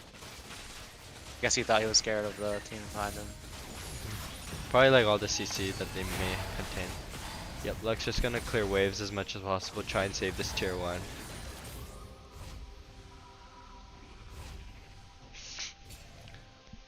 We should try being friends. Blue team can still win this. Yeah. I think. They need to just play slower.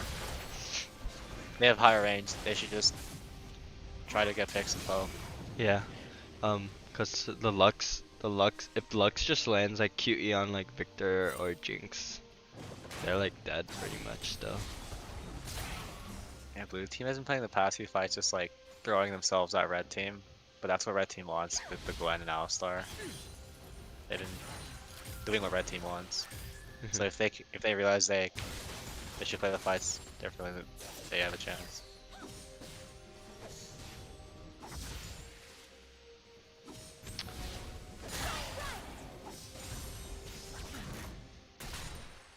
Lux is still actually very strong, especially against Jinx.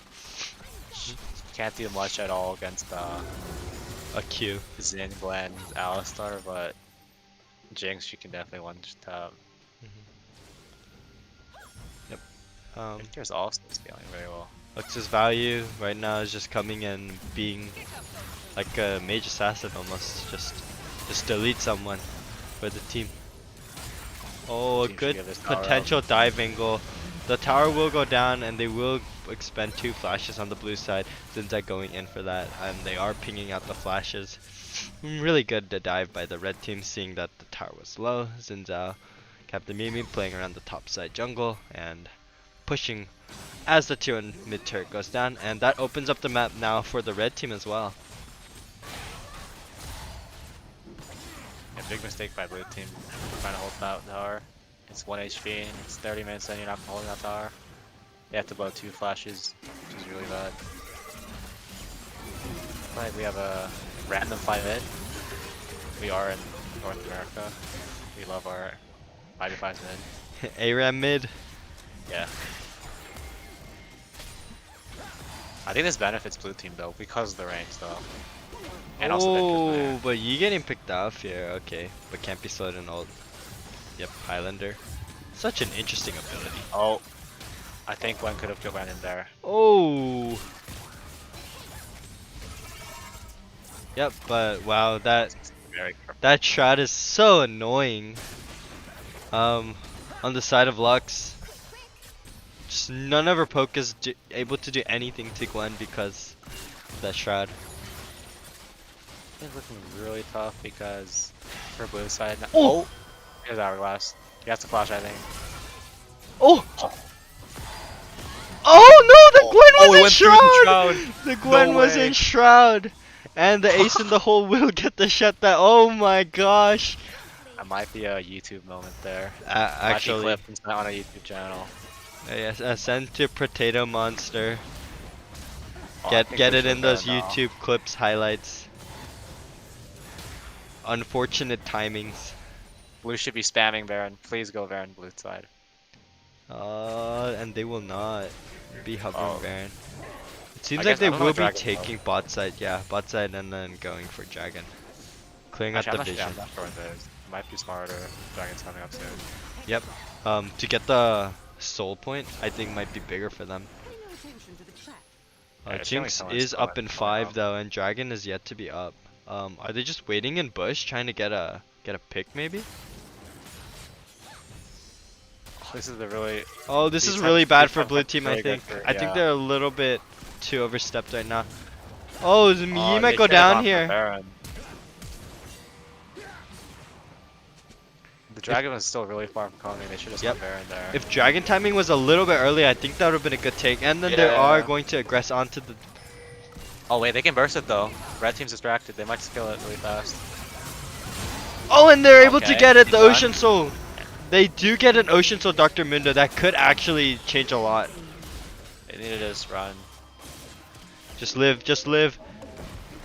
That's all it takes for the blue team to stay in this one. Jinx gonna flash over. Yep, and gets that kill. But will Mundo get the trade kill to outside? Nope, he's not gonna force it. Not the worst, because they have soul. They just need to get Baron and try not to lose. And yeah, again, I think blue should have gone Baron once they killed Jinx. They'll be able to get the victor here though. Yeah. Another question. If they do, not too bad of a situation. Does Lux have Final Spark? She does. Maybe just throw it down here. Oh, and does go golden, so the kill would just probably go over to Mundo. He is spell immune with the spell shield. Victor with Faker with these dodges. Can you dodge one more? Oh! Faker! And Lux taking so much damage. And he's just so fast. I think Dawning Shadow comes out, and but Xin Zhao a little bit too aggressed. He will get the trade onto Lux though. Not bad. But the base is back. But he is going to die. And yep, red team is just pushing in the base. Blue team really needs to back here. Yep, and red team will just back off with the Baron buff. I think we got ourselves another most likely 40+ minute game as long as blue team doesn't force a fight too aggressively. Yep, 3 40+ minute games. Wow. What a best of 3 to be watching.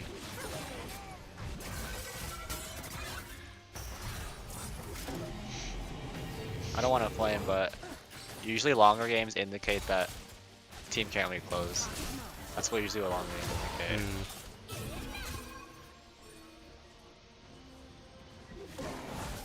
True. But honestly, I know you mean no hate, and no hate on them either, but it is kind of an indication, but yeah, it really is a difficult aspect of the game to close out with an early lead. Yeah. Especially since people, especially when they get too big of a lead, they start to get overconfident and start taking really bad fights, which starts to decrease the lead, and then next thing you know, you guys are like even.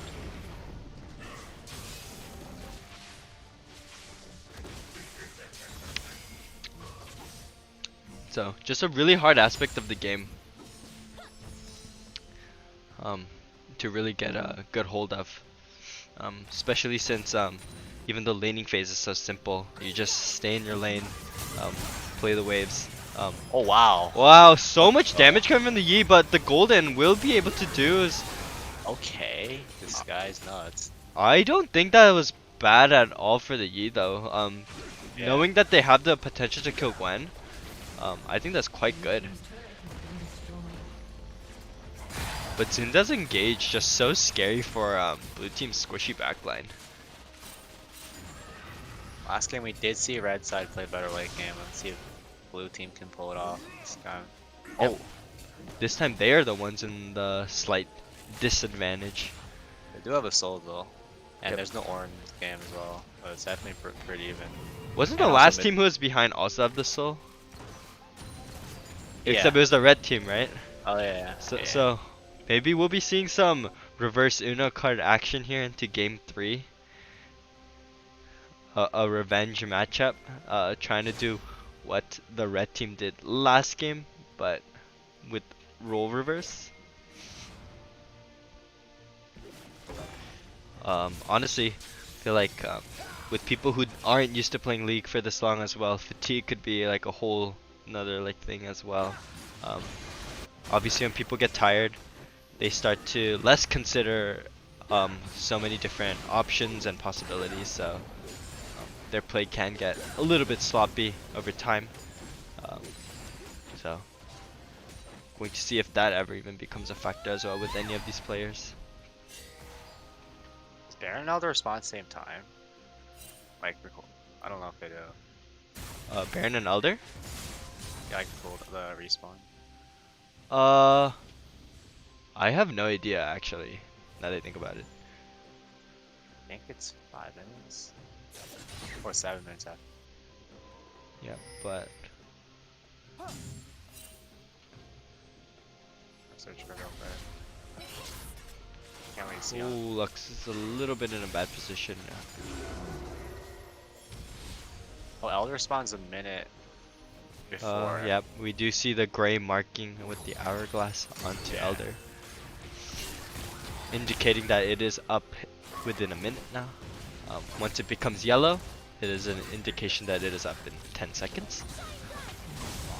Oh, Zinza a little bit caught out here. Will you be able to get the kill here though? Oh, a lot of damage coming out, but he does flash away. But the exhaust is coming out and the Jinx may be able to get the kill onto the Yi. But she does go alpha. I think blue team should win this. They're hitting from high range. Oh, but the Victor's able to get the E onto the Yi. That's quite huge. Oh, but the Gwen will go down and the Lux is still alive. But Ratib does have 2 resets, I think, going for him. So Jinx is a little bit scary going into this. And Victor obviously can't be ignoring that scaling. Victor's been slowly scaling. Yep, getting Death Cap and Shadow Flame. He's definitely increased in terms of damage. It's still there. I think what red team should have done is not siege bot. Oh, will Victor be able to get the assassin Victor, kill? Careful. Kaylin has both some still. But Jinx is also nearby, so but Caitlyn does spot it out. Alright, we'll back off. Elder is up now completely, and Baron's up in 10 seconds, so we may see some wild team fighting going on towards both of these objectives. Or we may see a potential just trade of objectives too. I think blue should look to trade because red team controls this bottom side. It's gonna be really hard to walk. Yep. It's too late. They can't really trade this since their spawns are really low. They're gonna have to fight. Yeah, it's a little too fast. Their best chance, teleport coming from the Mundo a little bit deep, but if Mundo's able to zone out the Xin Zhao. Oh, Yi into the pit a little bit early. But he will walk out safely. Oh, huge laser. I think Skipper will. Oh, the Ocean Soul OP with her. Ocean Soul is so strong. Mundo's just getting all of his HP. The whole team getting their whole HP back. All of that healing value from the Senna also just amplified.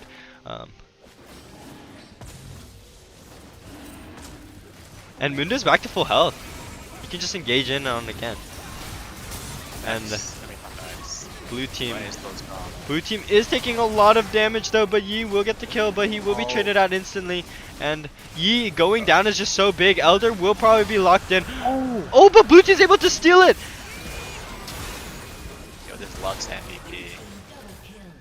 Oh my gosh, right when I thought that Smite was only onto the red side, blue side just steals it with the Lux abilities. And I think blue's back into this. Like it. Really good Lux abilities coming in, and they may also be able to get good Baron control here. Having 4 Elders, they should have a really strong team fight. They also have Ocean Soul, so it's going to be really hard to deny all the value blue team has with these objectives. What red team did wrong, I think, last fight was first off it was a siege bot where Zing got caught out. The siege bot wasn't a bad idea because Jinx has high range and Victor does, but Zing getting caught was really bad. Then it allowed the blue team to get control on Elder. If Zin just stayed with the team, they could have sieged bot and then cleared everything bot. So then blue would have to walk into red without vision, and then they can do Elder a lot easier. But like a little setup wise, that's where they messed up. And with that Baron, we do see a gold lead shift for the first time in a while. Not expecting this to go this long at all. This game is even longer than the previous 2. Blue should just end here. I think that they'll end here. With Baron Elder, they should be able to make a powerful siege. And Ocean Soul as well. It's going to be really tough for red team to be able to defend this, but that wave clear is really strong. That's really good by them, I think, to just clear that wave and make sure that blue team can't make too many moves. Oh, I like the shift bot. There's the huge wave. Yep, and they force out the Yi ultimate, so Highlander will be down for a bit. Oh! We saw the Elder proc. Was a GA popped? Yeah, it's GA. A GA popped onto the ADC, I believe. I like Mundo should walk up and ignore everyone. No one kill. So this should be a game-ending push here. Yep, and they should go for mid here with the quick on the inhib. Oh, and the ultimate. Oh, but of course Xin Zhao lives with that. Maybe it would have been better for Lex to save her ultimate, but Yi is going back in with the Elder buff. Oh, Jinx is able to get a reset. Could this change the fight potentially? Retief going in more aggressively, and the game-ending push is just gone now, but Gwen is quite low. A lot of players on red team a little bit low. Elder is still available, I think, on the blue side. Oh, I guess not, and it seems like Elder is gone, as there doesn't seem to be any pops. Oh, Gwen does go down a little bit too aggressive. They can try to win this 2v4 right here. They have such a high range. Oh, Lux spell shield will be procted. Oh, and the high range, you are correct. Victor might be dead too. Victor's dead. Oh, but Caitlyn will get the reset onto it, and yep, the Q will kill, and they only have Jinx left. It does seem like blue team is going to come back. The value of Ocean Soul showing on both sides, the value of Soul in both games. Really good performance by both teams. They're just showing off what they do best, but blue team was like, we're gonna beat you exactly how you beat us in game 2 in this final game, and there you have it. Blue should be able to finish off the Nexus here. Absolute great performance by both teams. We had 40+ minute games all around. Wow, to think that we'd have a best of 3 this close all across all 3 games is quite amazing. And with that, we do have the game ending here.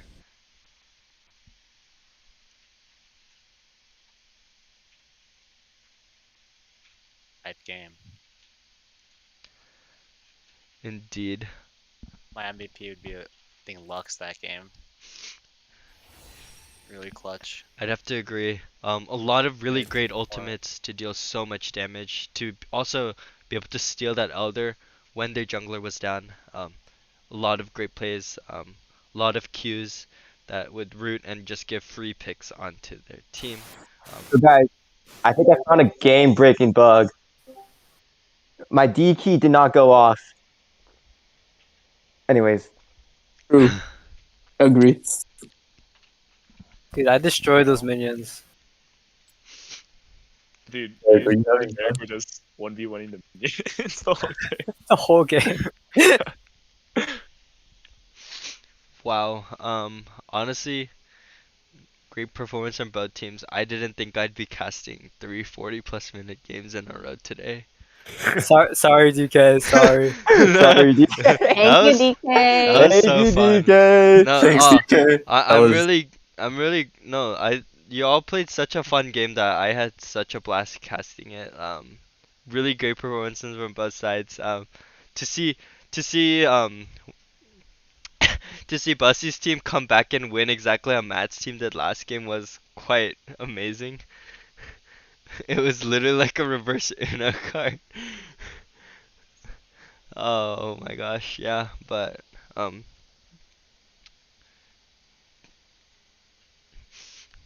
yeah, hey Jaden, if you want to ask any questions, feel free, go for it. Not really sure what to ask. You can ask the first question. I don't really know what to ask exactly. Okay. Alright, I'll ask Ducky Momo Senpai. Going back with the Dr. Mundo pick from game one, so what was your thought process going back into this pick, and how did you feel about this new matchup in game three compared to what you played in game one? First of all, I really hated this matchup. It was so awful playing against Gwen.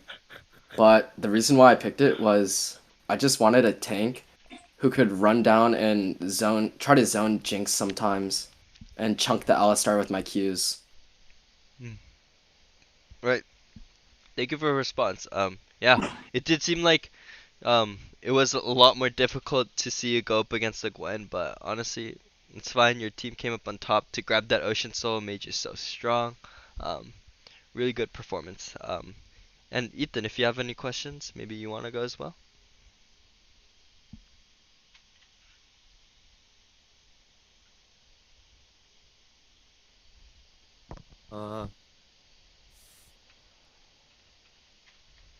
Those were some pretty amazing games. I don't really know what to say. I have a question for Matt. What happened at that Elder fight? I'm just curious because I realized that you died with Smite up.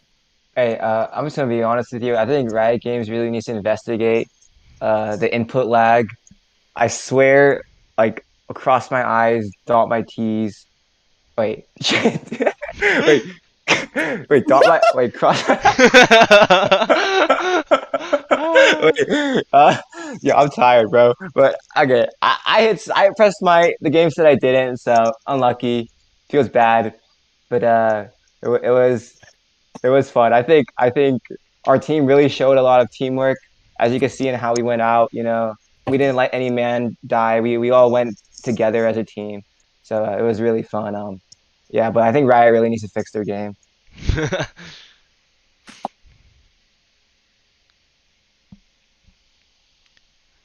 Alright, okay, I'll go with another one.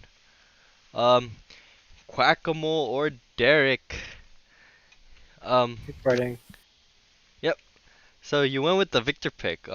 Honestly, I haven't seen you play a lot of the champions that you chose to play today, other than the Morgana. So, what was your main inspiration behind going with this Vex and Victor picks? So with the Vex pick, I was actually told to. Shout out to Ethan. So I thought it would be a lot of fun. It was a lot of fun. The Victor pick, I really like farming bot side. And you got to see 30 minutes of that, so Yeah, it was some interactive gameplay.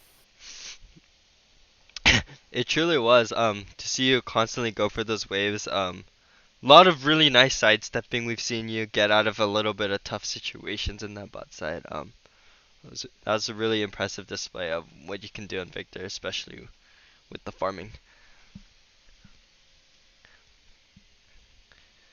Yeah. I guess my question is for blue side, like, how'd you guys stay concentrated and stuff? Because there's a lot of like back and forth throwing on both sides. It's like a crazy game. You know, because like staying late and y'all playing for a while. Man, I don't know. I feel like a lot of us on our team were hella tired at this point. I feel like half of League is just a mental game. But luckily we just, I don't know, kept it together by just having random conversations in the middle of the game. Just hoping that that we end on a strong note. You guys have any comments on that? I'm so tired. Yeah, dude, I'm so tired. Yeah. I hate League of Legends. I was thinking about that. I was like, Anyone know play Minecraft? holy frick, these people are playing like 40-minute games. I wonder if they're like getting tired. Like I feel like fatigue would be like a huge thing at towards the end. I think there was over like almost like 300 kills throughout these 3 games. Quite crazy.